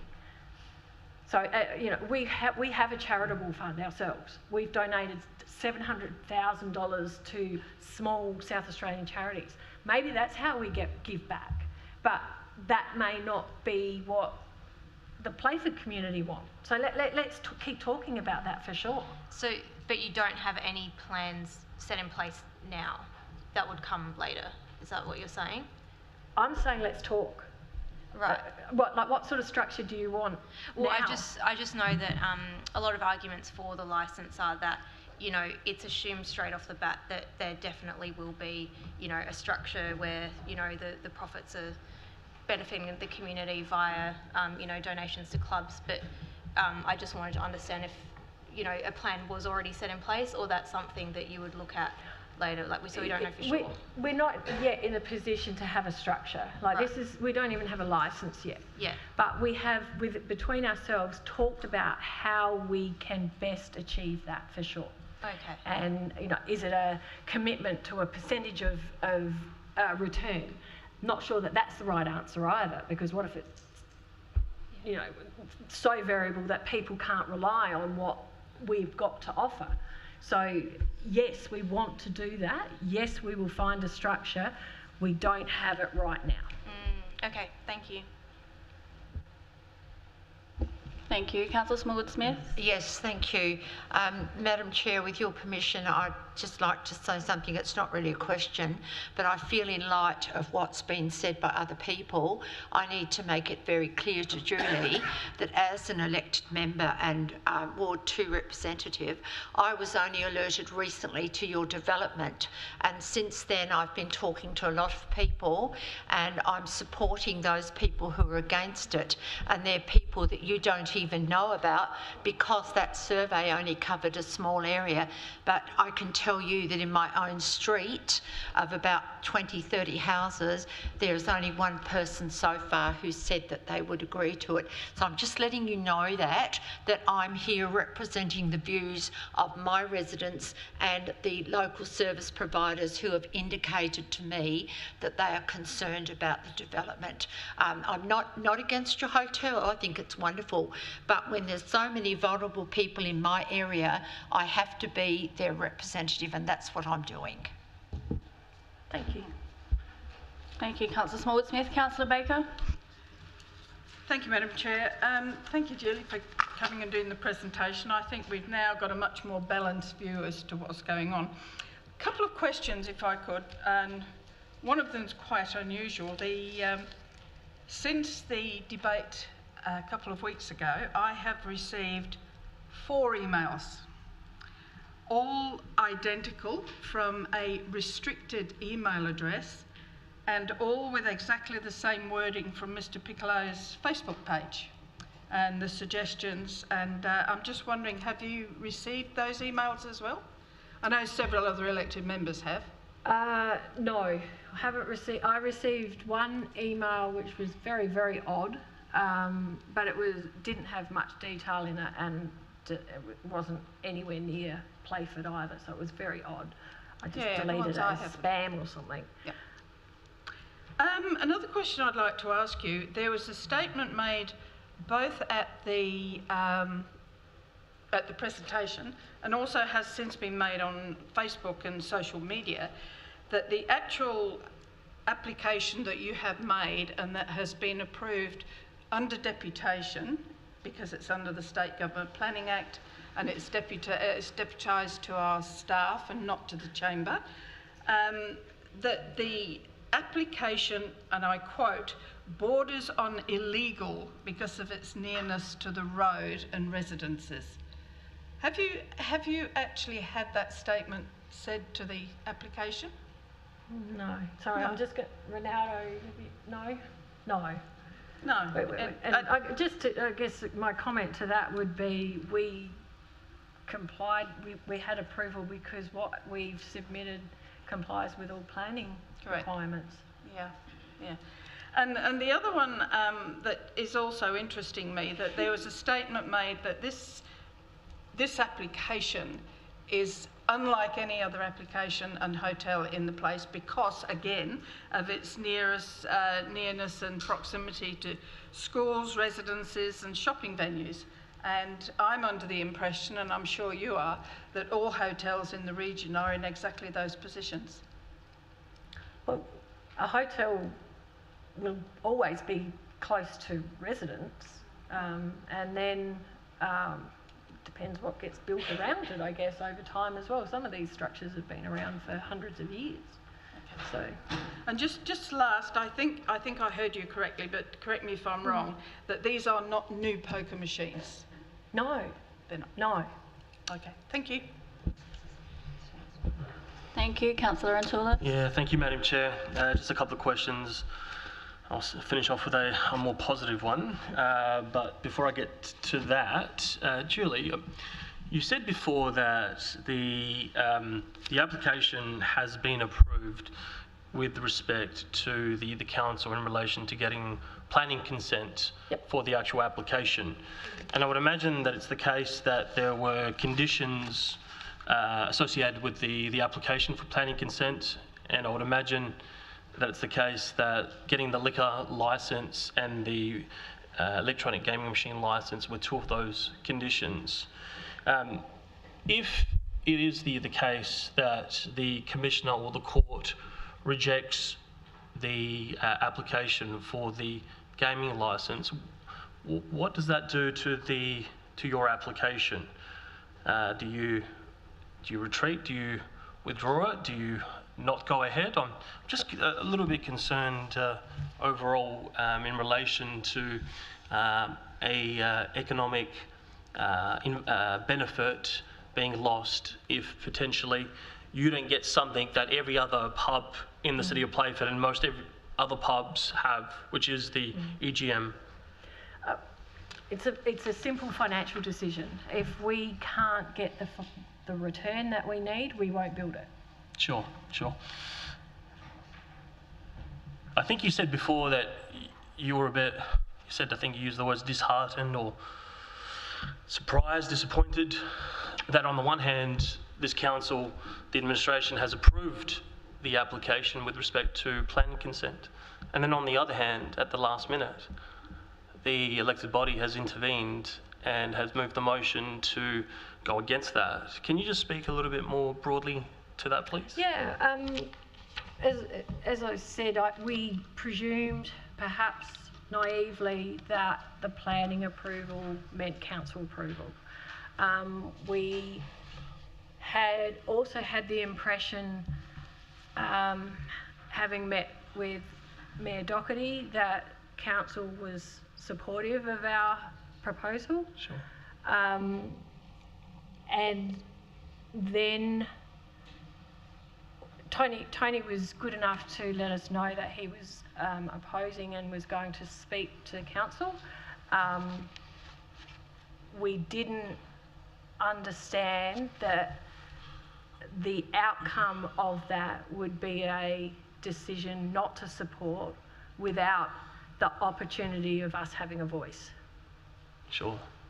Thanks, Julie. And the final question, and perhaps you can use the specific example of, I believe the Anglevale Tavern. I think Saturno Group is the owners of the Anglevale Tavern. Or perhaps you can't, sorry, because it's the Playford Patriots, I think, that have the licence. But I've just looked at page 13 of the handouts, and specifically at paragraphs 10 and 11, where you reference the charitable donations that you've made, including to a charitable fund known as HIT SA Charitable Fund, formerly Booze Brothers Staff Charitable Fund, in which you've donated $700,000 to South Australian charities since its inception in 2002, and then also about $1 million over 30 years to SA Opera and the Adelaide Symphony, Orchestra. I'll get there. The arts. So if you can just talk a little bit more specifically to that. I think there were a couple of some elected members that wanted more specifics in relation to what you will do to bring back, to give back to the community. So the history of the charitable fund was that there was a staff member at the time who became very ill, and staff wanted to do something to support their recovery. So the foundation was set up as a vehicle to collect staff donations, and everything that was donated by staff, Adrian and Leon personally matched.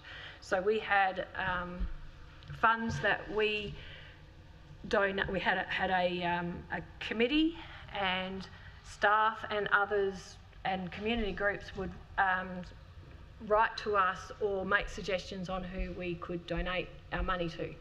And so that one of the biggest donations we made was to, I think it was called Soldiers On, which is returning veterans, and we provided them with money to buy a vehicle to help people get around. Since we've sold the hotels, the funding isn't like the amount of donations from staff and Adrian Leon isn't what it was. We're a much smaller organisation through our training company. But we've still continued that, and our focus has been on smaller. You don't want to call them second tier because they're not, but they don't have the branding of some of the bigger charities. And there are some amazing South Australian charities around, and so we have donated over the years to these smaller South Australian charities, and we mostly look to donate money where there is a purpose. We don't donate money to go into common funds or to support administration. So that has continued. Whilst that's continued, Adrian and Leon have been strong supporters of the arts in South Australia for many years, 30 I think you mentioned there.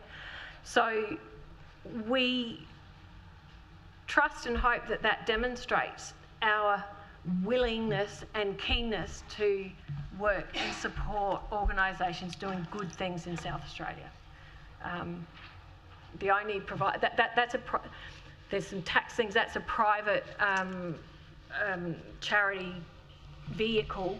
So those that we donate to currently have to be registered charities themselves. Now, that's where we need to talk to people about alternatives. So sure. Many sporting groups aren't going to be registered charities. No worries. Thank you so much, Tom. Thank you. I've been sitting here patiently waiting to ask a few questions, if that's okay by you. Thank you for obviously being up here for a considerable amount of time as well. So Councillor Rentoulis just asked you, I guess, about sort of the business model in terms of giving back to the community. And I note that you spoke to, obviously, charities and the arts, etc. Is that sort of the same umbrella for the community? Groups? No. I think we've put that forward to demonstrate what we've done to date. Our hotels all were empowered to work independently in the communities that they operated and lived in, and so all of our hotels were supportive of different sporting groups particularly, but also community groups. But there was the Handball Association, and there was netball, and there was ice hockey, and all sorts. Thank you. Do you have sort of a threshold or intent of the percentage that you do give back to the community, or that's sort of still to be? It will be material and make a difference, but I don't have a percentage. Thank you. In terms of providing entertainment at the venue, would you suggest that besides just obviously having presentations and dinner and other functions that there may be consideration for acoustic, local musicians, comedy shows, etc., so you can sort of link into other local people as well? Yes, very much so. Acoustic music, definitely. We've been involved with Guitars in Bars, Raising the Bar, which was actually a really interesting event. I think it was Norwood St Peter's Council, where they had speakers come and talk about a subject of interest. So that was well received. We've been part of various festivals. Keen to offer new and interesting and relevant opportunities for entertainment. Thank you. The other questions, I've got two left, sorry. Would you suggest that there is a safety element of actually having somewhere local to go, so a local tavern, rather than having to travel a distance to have a drink or gamble? Yeah, most definitely. For many reasons. Obviously, there's the drink driving aspect. Local is much safer. There's a safety aspect that if some people may choose to walk, so you want something close. Our venue, the car park is going to be well lit. There is ample car parking as well, which is important, so you're not parking down a dark side street. Local means you're known as well, so And if someone was feeling uncomfortable, they may have more confidence in reaching out to somebody. Thank you. And just finally, and I guess this is based on my own research as well, because I actually did ask my constituents during the week how they felt about this development. Would you suggest that your customer base would predominantly only be from Ward 2, which is sort of your Smithfield, Blakeview area, or are you trying to essentially reach out further than that? We will have a reputation, a quality reputation. So we will be the place that people choose if they have an event. So local is likely, but if someone wants to do something, out of the norm, I reckon they'll choose us. Thank you. Are there any further questions from the floor? Well, Councillor Bayani, do you have any questions? In that case, thank you very much. Thank you. And again, if anyone continues to have questions or feedback, we are very keen to receive and respond if we can. Thank you.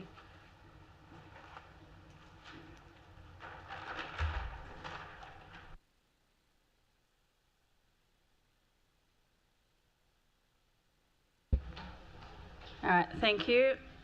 Moving on to agenda item 5. So we've got 5.1, potential renaming of Dwight Reserve North on page 6. So we do have a staff recommendation. And Councillor Halls, would you like to speak? Yes, I'd like to move option 3, please. Thank you. All right, and would you like to speak to that? Yes. So I believe that I'd like to suggest, after speaking with community, Barry Bones Warren, who was born on the 31st of July 1943. At the age of 18 in 1961, there was a discussion to form a football club at the time, the only club on the eastern side of Main North Road. In 62, at 18 and a half, the Eastern Park was formed with Bones, Barry's nickname, being one of the founders. He served on numerous executive and committee roles at Eastern Park. He played and coached footy and cricket for Eastern Park. He organised and played darts and 8-ball for Eastern Park. Whoops. Coached and committee. He coached and was on the committee of Westfields Football Club. In 1972, he received life membership of Eastern Park. In 1970s, he played for Central Districts Football Club as a trainer for a number of years. He was the Central Districts Football Club member for life, but not a life member.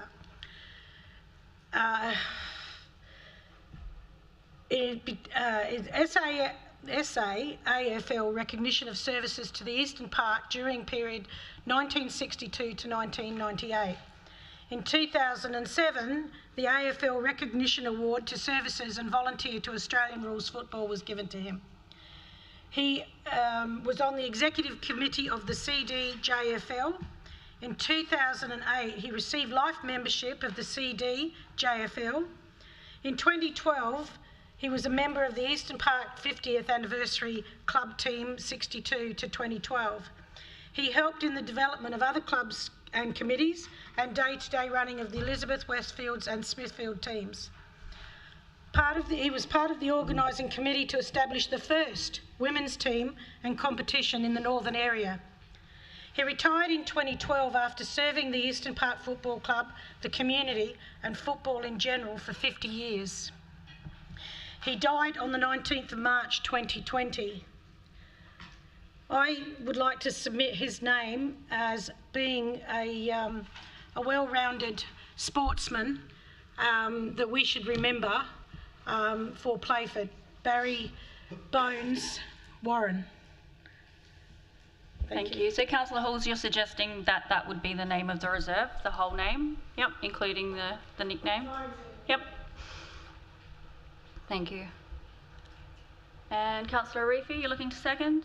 Yes, look, I'm happy to support that. I think this will help clear some of the confusions that the feedback I've received from the community Yes, it hasn't been reported through council staff, but it has definitely been communicated to myself and some other councillors.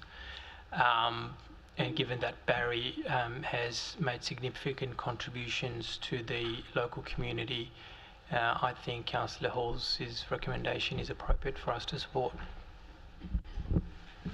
Thank you. Do you have any questions or comments from the floor? Councillor Marsh? I just want to throw a comment.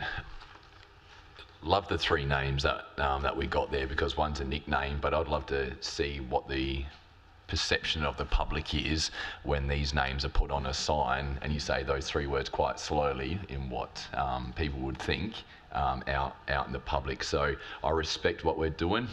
I just question if we need the nickname inserted in there from a reflection from those on the outside saying those names, putting them together quite slowly. So I just want to put that forward. I'm not disrespecting the person's name. I just don't know if we need maybe that middle one sitting there, reflecting on when we spend $1,500, quite expensive. I don't want the person to be humiliated publicly going forwards. All right. With the seconder's permission, I'm happy to take Bones out of the name. Thank you. Councillor Reeve, you agree? Thank you.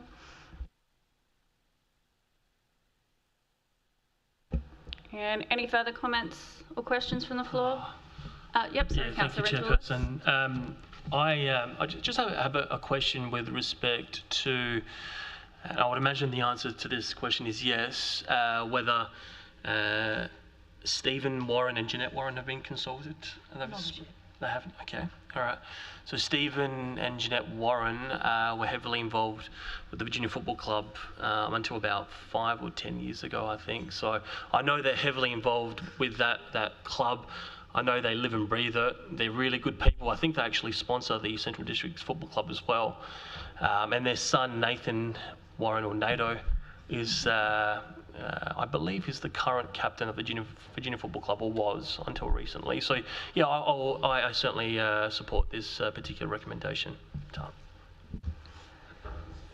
Thank you. Councillor Kerrison? Yeah, look, I'm not objecting, but we've just been through a process, and this is the first time I've heard of it being renamed Barry Warren Reserve. I just want to know how it's come up at this point in time and hasn't been part of that engagement process. Can anyone make comment of why it's come in this way? Because I really think naming our reserves is a really important matter, and I'm not objecting to it, but it would have been nice to have some knowledge and some time to consider this prior to this evening.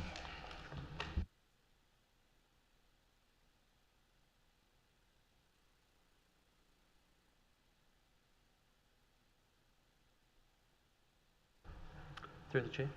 Yeah, no, the administration are not aware of this naming or any of the family members contacting us, no. Thank you. Any further questions or comments? Sorry, Mayor Doherty? Yeah, I don't have a problem with the potential name, but with the mover and seconder's indulgence, I think we should at least seek consent of the family. Councillor Halls has just mentioned that she hasn't necessarily got that as of yet. I think it would be more prudent if there was an initial dot point that we would consult with the family and seek relevant consent, and then council consider the following dot points. I do struggle with the fact, if we don't engage with the family, to suddenly just start going to naming stuff that they may or may not wish to do so. No suggestion they wouldn't, and again, no issue with naming it Barry Warren Reserve, but I think out of courtesy we should at least contact the next of kin and at least ascertain whether that's something that Barry would have liked or may not have liked. So with the mover and seconder's indulgence, I'd prefer, instead of moving an amendment, that we'd have a dot point that council would consult with the relevant next of kin on the motion below before taking action and seek their consent. Thank you. I'll just wait for the wording. Councillor Halls, how do you feel about that?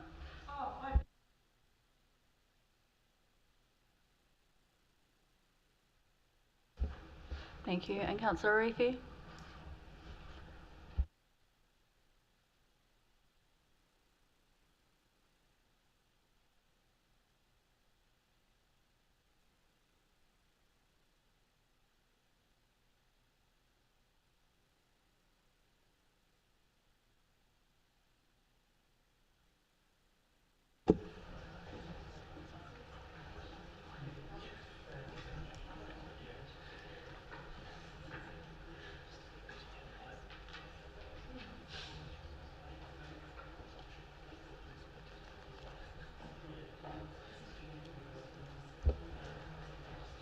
I would possibly just suggest as well that dot point 1 would be considers renaming.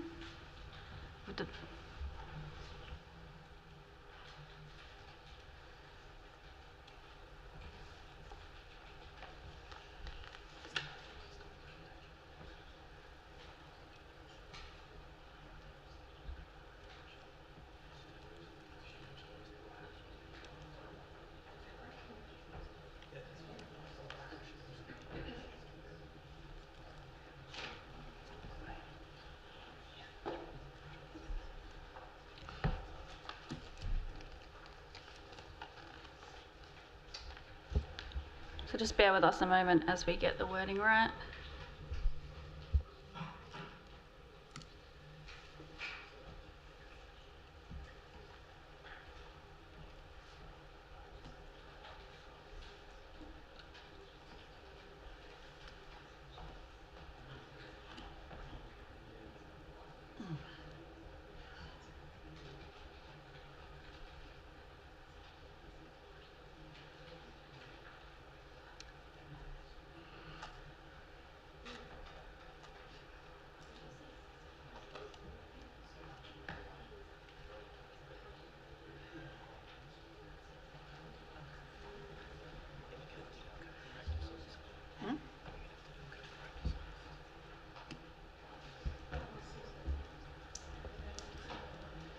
All right, so just to reiterate the change there, we've said dot point 1, Council renames Dwight Reserve North to Barry Warren Reserve and notes that no further community engagement will be undertaken subject to consent from the family.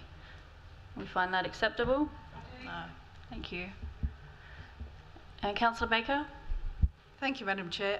Look, I agree with what the Mayor has just said, but I do find that number one rather harsh, and I would prefer to see that renames Dwight Reserve to Barry Warren Reserve following and subject to consent from the family. I think the words "and no further community engagement will be undertaken," I find that rather harsh and rather inappropriate in the circumstance. I'd much prefer to see following consultation or following consent from the family. I think would be more appropriate. But otherwise, happy to support that.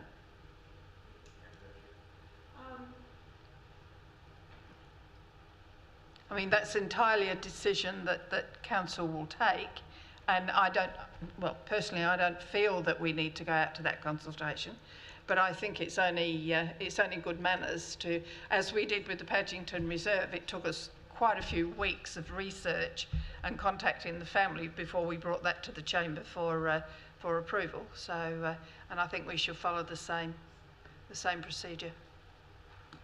Yep. Councillor Halls? Yep. Councillor Arifi, good again? We're set? We're sure? Anyone with any more changes?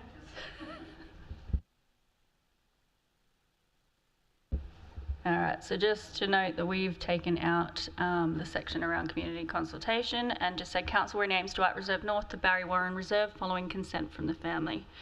Any further questions or comments from the floor? Councillor Hall, you have the right to close.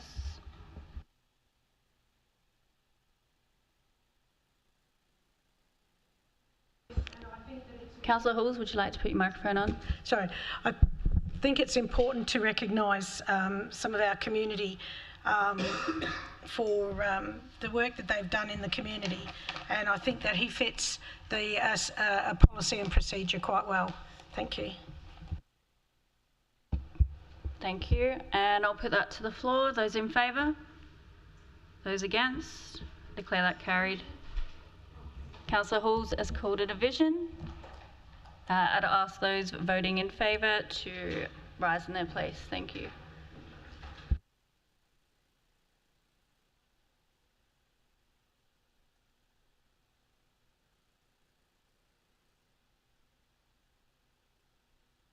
So for the ease of the minute taker, that was everyone. Councillor Bayani has raised her hand on the Zoom to indicate she was voting in favour.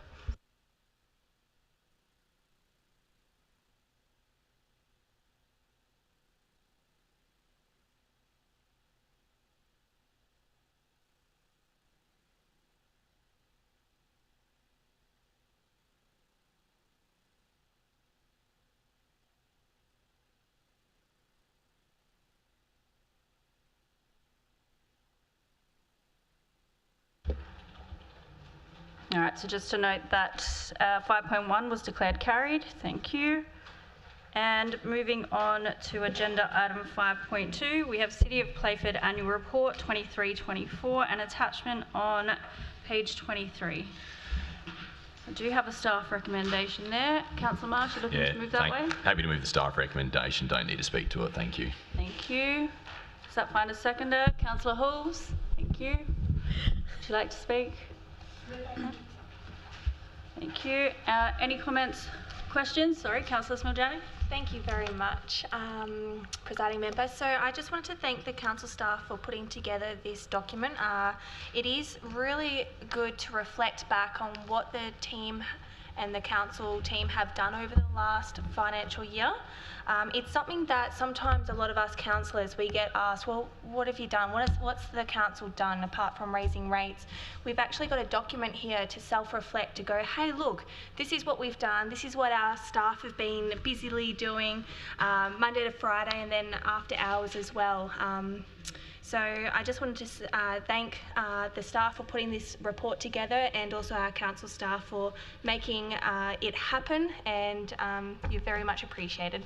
Cheers. Thank you. Any further comments, questions? Nope. Just check on Zoom, we're good. Okay, so we've got a staff recommendation on the table, moved by Councillor Marsh and seconded by Councillor Halls. I'll put that to the floor. Those in favour? And against? I declare that carried.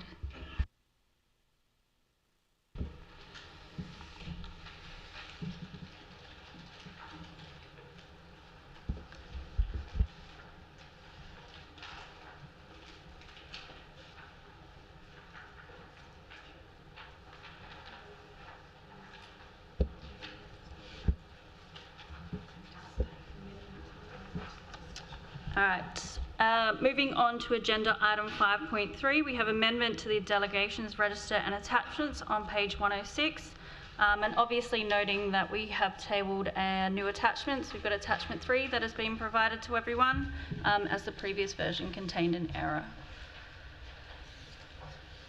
So we do have a staff recommendation on the table. Councillor Marsh? Yeah, thanks. Happy to move that to revise one and keep the meeting flowing. I don't need to speak. Thank you. I love the efficiency. Second. Councillor Baker, thank you. Seconding, don't need to speak. Nope. Any comments, questions? Nope. In that case, I'll put it to the floor. Those in favour?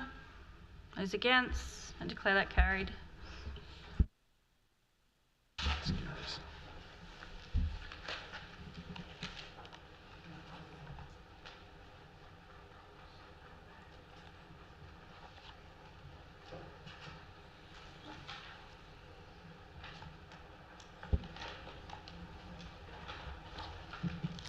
All right, thank you. So moving on to agenda item 5.4, I'm just watching the screen here and getting a bit of motion sickness. So item 5.4, we've got Community Support and Grant Program 24-25 Financial Support and Attachments on page 133. So we do have a staff recommendation. Councillor Marsh. Yeah, happy to. I'm going to disappoint you. I just want to talk to it. I'm quite actually ecstatic and really excited to see Operation Flinders Foundation part of this new round of funding, and overall I'm going to be watching to see how this newly allocated funding as a pot of gold really drives throughout our city of Playford. But well done to Operation Flinders in putting their application forward, it getting assessed thoroughly by the experts, because I think it was some time ago, many decades ago, we used to provide ongoing funding and pulled it, and now we're sort of jumping back on. So I'm really proud of us building that connection back with our young ones in the city of Playford. Thank you, Councillor Marsh. Councillor Baker. Thank you, Madam Chair. Yeah, happy to second that and reiterate Councillor Marsh's comments. The Operation Flinders there, that money will actually give up to a dozen of our young people at risk in the city of Playford a whole chapter on an entire excursion around Operation Flinders. So I say congratulations and very happy to second. Thank you. Do we have any questions or comments from the floor? No. All right, thank you. Councillor Marsh, if the right to close. Thank you. All right, so we will put that staff recommendation moved by Councillor Marsh and seconded by Councillor Baker to the floor. Those in favour? Those against? Declare that carried.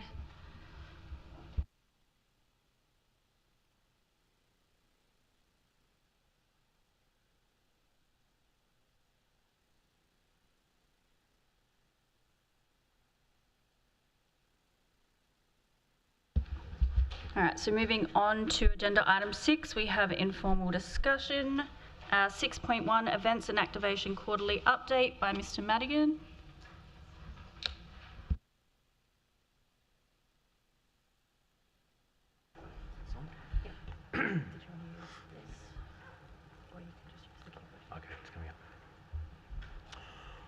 Alrighty, good evening everyone. Pleasure to be here to talk to you about events and activation. It's going to be a fairly brief presentation tonight, only about 10 minutes. So the purpose of our presentation tonight is just to give you an update. So we do quarterly reports to you around the activity we have in this space, and we've last updated you just before the end of the financial year back in June. So probably the first exciting thing I've got to talk to you about tonight is we've bedded down the team. So we've had some acting arrangements in place for some time. Kristen in the foreground there and is here with us tonight, has been leading the team since September last year, doing a wonderful job. So well done to Kristen. And recently we've just made some new team members permanent. So Brittany's been acting with us for some time. She's come into a lead position. And then also Steve, who's come across from Light Council as well into a lead position, has come in. And lastly, we've got Taylor that's come in as an officer to support the team as well. So really excited about having the team bedded down and looking forward to see where they go over the next 2 to 3 years. So one of the things I wanted to touch on briefly tonight is that we do undertake a community measure to understand how actively people are participating with our events. And what you see with this graph here, the green line is the financial year for last year compared to the couple of financial years before in terms of interactions that we have. So what you see here is a really strong rebound back from COVID, where we've been doing big events at Fremont Park. We've got regular citizenships happening, lots of activity happening. So it's really nice to see that driving up with the new team. It's going to be interesting to see where we go over the next 2 to 3 years and how much we can drive that line up even further as well. Just a quick look at the budget. So this is fairly similar to last year. We have around the 136 for Carols, 134 for Australia Day, a smaller amount for Anzac Day, for the 2 Anzac events. Then we have our citizenship ceremonies, which we're having quite regularly. We have the general events and activations budget is a little bit bigger this year at 97,000. So that's where we have the delegation under the CEO to respond to events and things that come up throughout the year. And then we have the Civic Events Volunteer Thank You event, which is a really important one for us as well. We can't run some of our big events without that volunteer support. So civic events, so we're just looking forward. For these ones I've already reported on the ones we've had this year. Carols is coming up in the first Saturday of December on the 7th at back in Fremont Park again. We're all excited. So the save the date and the marketing campaign launched in July, so that's been out there. We're locking things down and things are coming along really well in that regard. It's going to be really similar, so you're not going to come to this event and it's going to feel completely different. We're following a similar format. It's mainly in that continuous improvement type space where we're making some changes. We're putting more toilets in. Last year we had 4,500 people there and we were probably surprised by about 1,500 of those people. So we didn't quite have enough infrastructure, but we're well on top of that now. We'll have more toilets there. We're creating pathways throughout the crowd to make it easier to get around, whereas last year it was somewhat difficult to make it across the crowd back and forth to the toilets. So that should make it easier for everyone. And in general, we're allowing for a larger crowd space as well. So if you can imagine that this is the stage at Carols last year, we had everyone sitting in this space on the left, and on the right hand side there was a food truck area with the mound of trees in the middle. And the food truck area was really, really busy. We needed more food trucks because those queues were quite long. So what we're doing is moving all the food trucks to the oval out the back. There'll be more food trucks to cater to more people, still making sure that we have a variety of different offerings there as well, and then more space for people to sit on the right hand side of that mound as well as you're looking out. So in general we'll have more space to hopefully have more people along to this year's event. So planning's going along really well. The stage show's looking good. We've got talking to some exciting people, so we'll look forward to updating you on that through social media as we get closer to the event. Looking at Australia Day, the Citizen of the Year award has gone live recently. We have either sent out, you've either received it or you received it soon, a nomination pack that we're sending out to all the councillors, to all of you, to ask you to help us to speak to your constituents, your stakeholders, and encourage them to nominate. We really want to see a good selection of people coming through so we can make some good decisions of the people here from our community. And sort of touching on those decisions, you might remember last year we had to elect a panel to make that decision when we get into December, closer to that day. And so we're doing that. We're following that same format again this year. So in the Ordinary Council this month, we'll be putting forward a report to make a decision on who comes forward to be on that decision panel. So I encourage you in the meantime to have a think about that and think who you might want to nominate.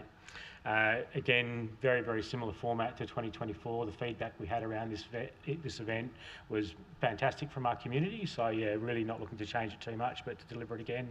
In the feedback, somewhere between 20 to 30% of people came to that event because of Cozzy, so we're really pleased to report that Cozzy's coming back again as well. So he does pull people to the event, so it's nice to have him back. And probably the important piece of work that we're doing at the moment is we're starting to touch base with the volunteer organisations, because as I said before, we can't deliver these things without them. It's a massive task making breakfast for that many people, so we're starting those conversations now and getting ready for next year. Citizenship. We've had 160 people go through 2 citizenships already. We've got another range of them mapped out across the year. Just noting that the Mayor brought on his 5,000th conferee, so congratulations on that. That's a phenomenal effort. And we did receive some good press in the Bunyip around that as well, so it's nice to see our citizenships getting written up in the media. General events and activation, just really briefly. The photo on the left is our thank you event where we have, which I mentioned before, where we have our volunteer organisations come along. Really important that we do say thank you. We had 90 people come to that event. The groups come along and receive a certificate of gratitude. So pleased to see that go so well. We delivered the Science Alive event where we had 600 attendees over a morning and an afternoon event here at the Civic Centre. So nice to see kids thronging through the building, getting interested in science. And then the last photograph there is Padgeton Park opening. It was obviously a smaller affair where we had 34 attendees. And you can see the photograph there with the Mayor. I believe it's his daughter-in-law and also grandchildren. So lovely that the family could be there to support that process as well. So really good. SALA, which is the logo there. So this is the South Australian Living Arts Festival. I spoke to you about this last time. We did put some incentives out, encouraging people to come along and deliver things while they deliver things in the city of Playford. We had two groups take that up. One was the Lyell McEwen Hospital, and the other one was Alroo Farm, which is based up in the hills behind us. So not a huge uptake, but 2 is a good way to start it off. We're certainly focusing on delivering that again in next year and starting the marketing earlier and really concentrating on getting people to participate in the arts in the city of Playford. The events and activation calendar is looking busy. Obviously, the first one we've spoken about, Tennis International, is getting delivered soon. That's a sponsorship. We sponsor that event from our team. Peerless Reserve, so we've just locked this in council over the last few days. So we'll be looking to have an event on 16 November where we'll be essentially celebrating the opening of Peerless Reserve. So we're looking forward to that one, and you'll see some, I guess, a memo and media coming out around that before too much longer. Citizenships have got mapped in. Carol's Australia Day, you know about. SALA, I said we're going into that one again. It's listed in February because we want to start early, provide those rebates early and get as much uptake around that as we can. Fringe activation, so this is very much in concept stage, but at the moment through the Shedley we've got 64s coming back again this year for 2 shows. A well-known comedian called Akmal has booked in for the Fringe as well, and now we're doing some thought processes around what can we do to add value to that and do things around it which we think will be quite exciting. Easter Fun Fest, we're hoping they'll be back again next year. This is the circus that's held on the Ridley Green.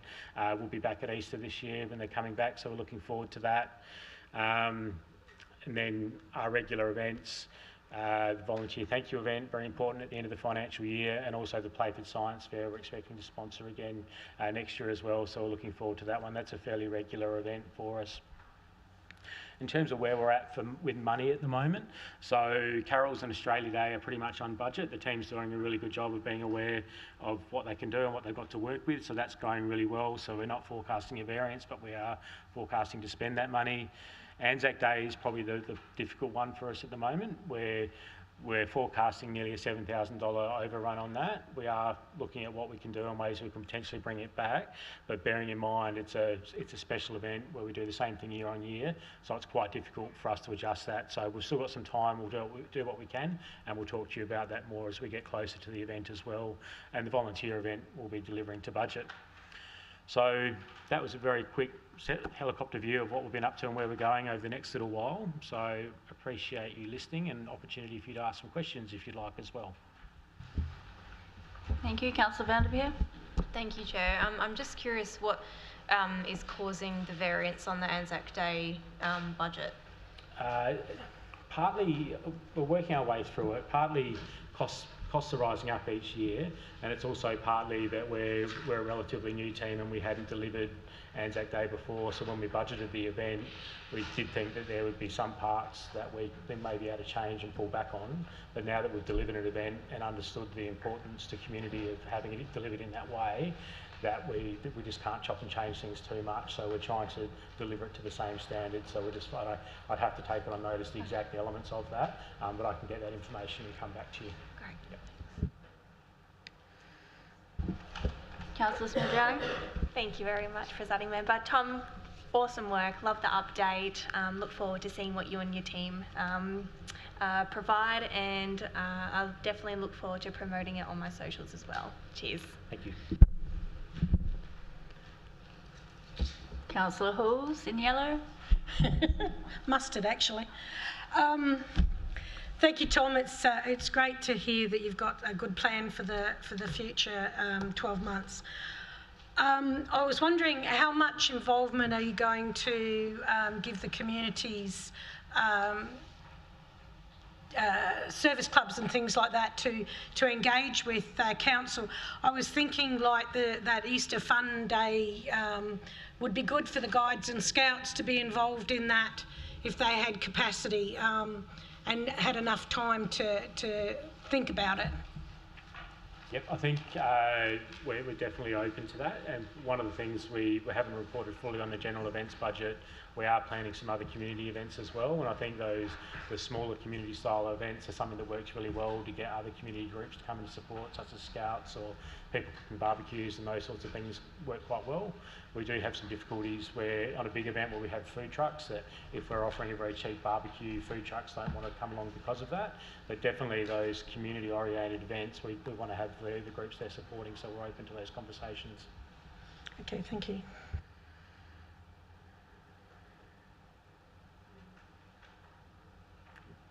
Thank you. Thank you. Are there any further questions? Nope. Thank you very much. Thank you.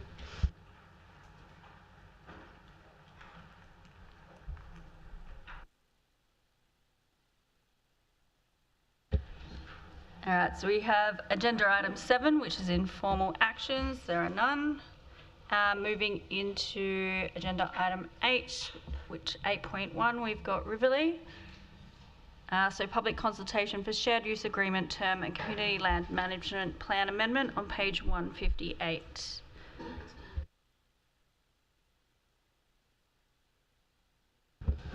So if you may remember, prior councillors, that I did declare a conflict of interest, so we would be looking for someone to take the chair. Councillor Smallwood-Smith. You want someone to propose something? That would be lovely. I'll propose the Mayor take over from you. Thank you. Mayor, do you accept that? Thank you. Councillor Kerrison, you're looking to second? Happy to second, thank you. Thank you very much. Any comments, questions from the floor? No. Closing remarks? All right, so I'll put that to a vote. All in favour? Against? I declare that carried and ask that the Mayor come up to the chair. Thank you.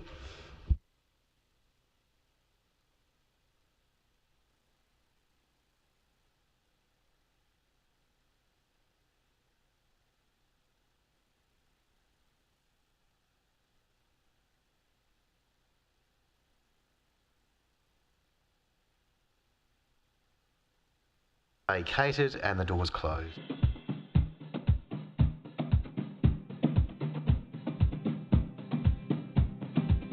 Did you know your food scraps should go in the green bin or a home compost system?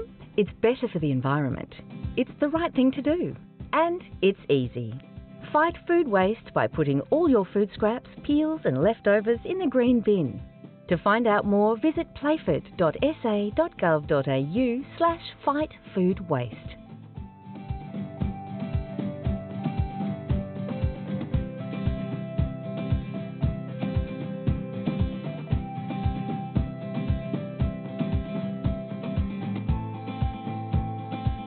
Want to know what's happening in the community? Subscribe to our e-newsletter, Playford News, at playford.sa.gov.au, and you'll be on top of stories, news and what's happening in Playford. It's local news for local people.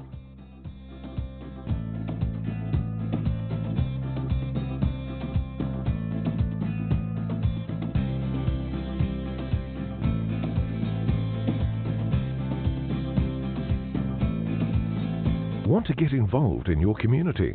There are so many benefits in becoming a volunteer at City of Playford, including meeting new people, developing new skills, sharing your talents, improving your employability, as well as enhancing your own mental health and well-being. If you want to learn more about how to volunteer with us, visit playford.sa.gov.au/volunteers.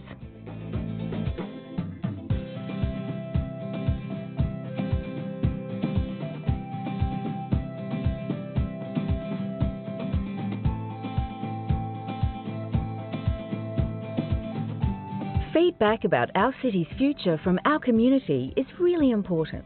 It helps us prioritise your needs when planning services, projects and other initiatives. A convenient way to have your say and stay in the loop on any upcoming consultations is by registering your details on our Engagement Hub website at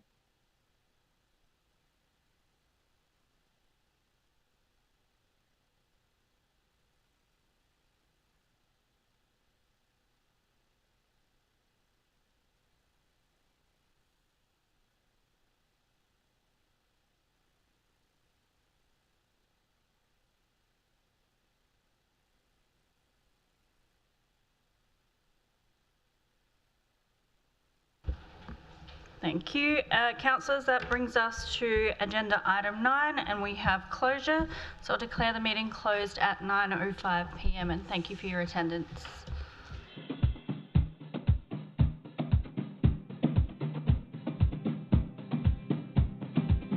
Did you know your food scraps should go in the green bin or a home compost system?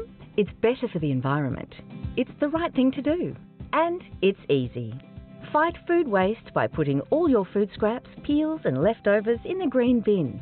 To find out more, visit playford.sa.gov.au/fightfoodwaste.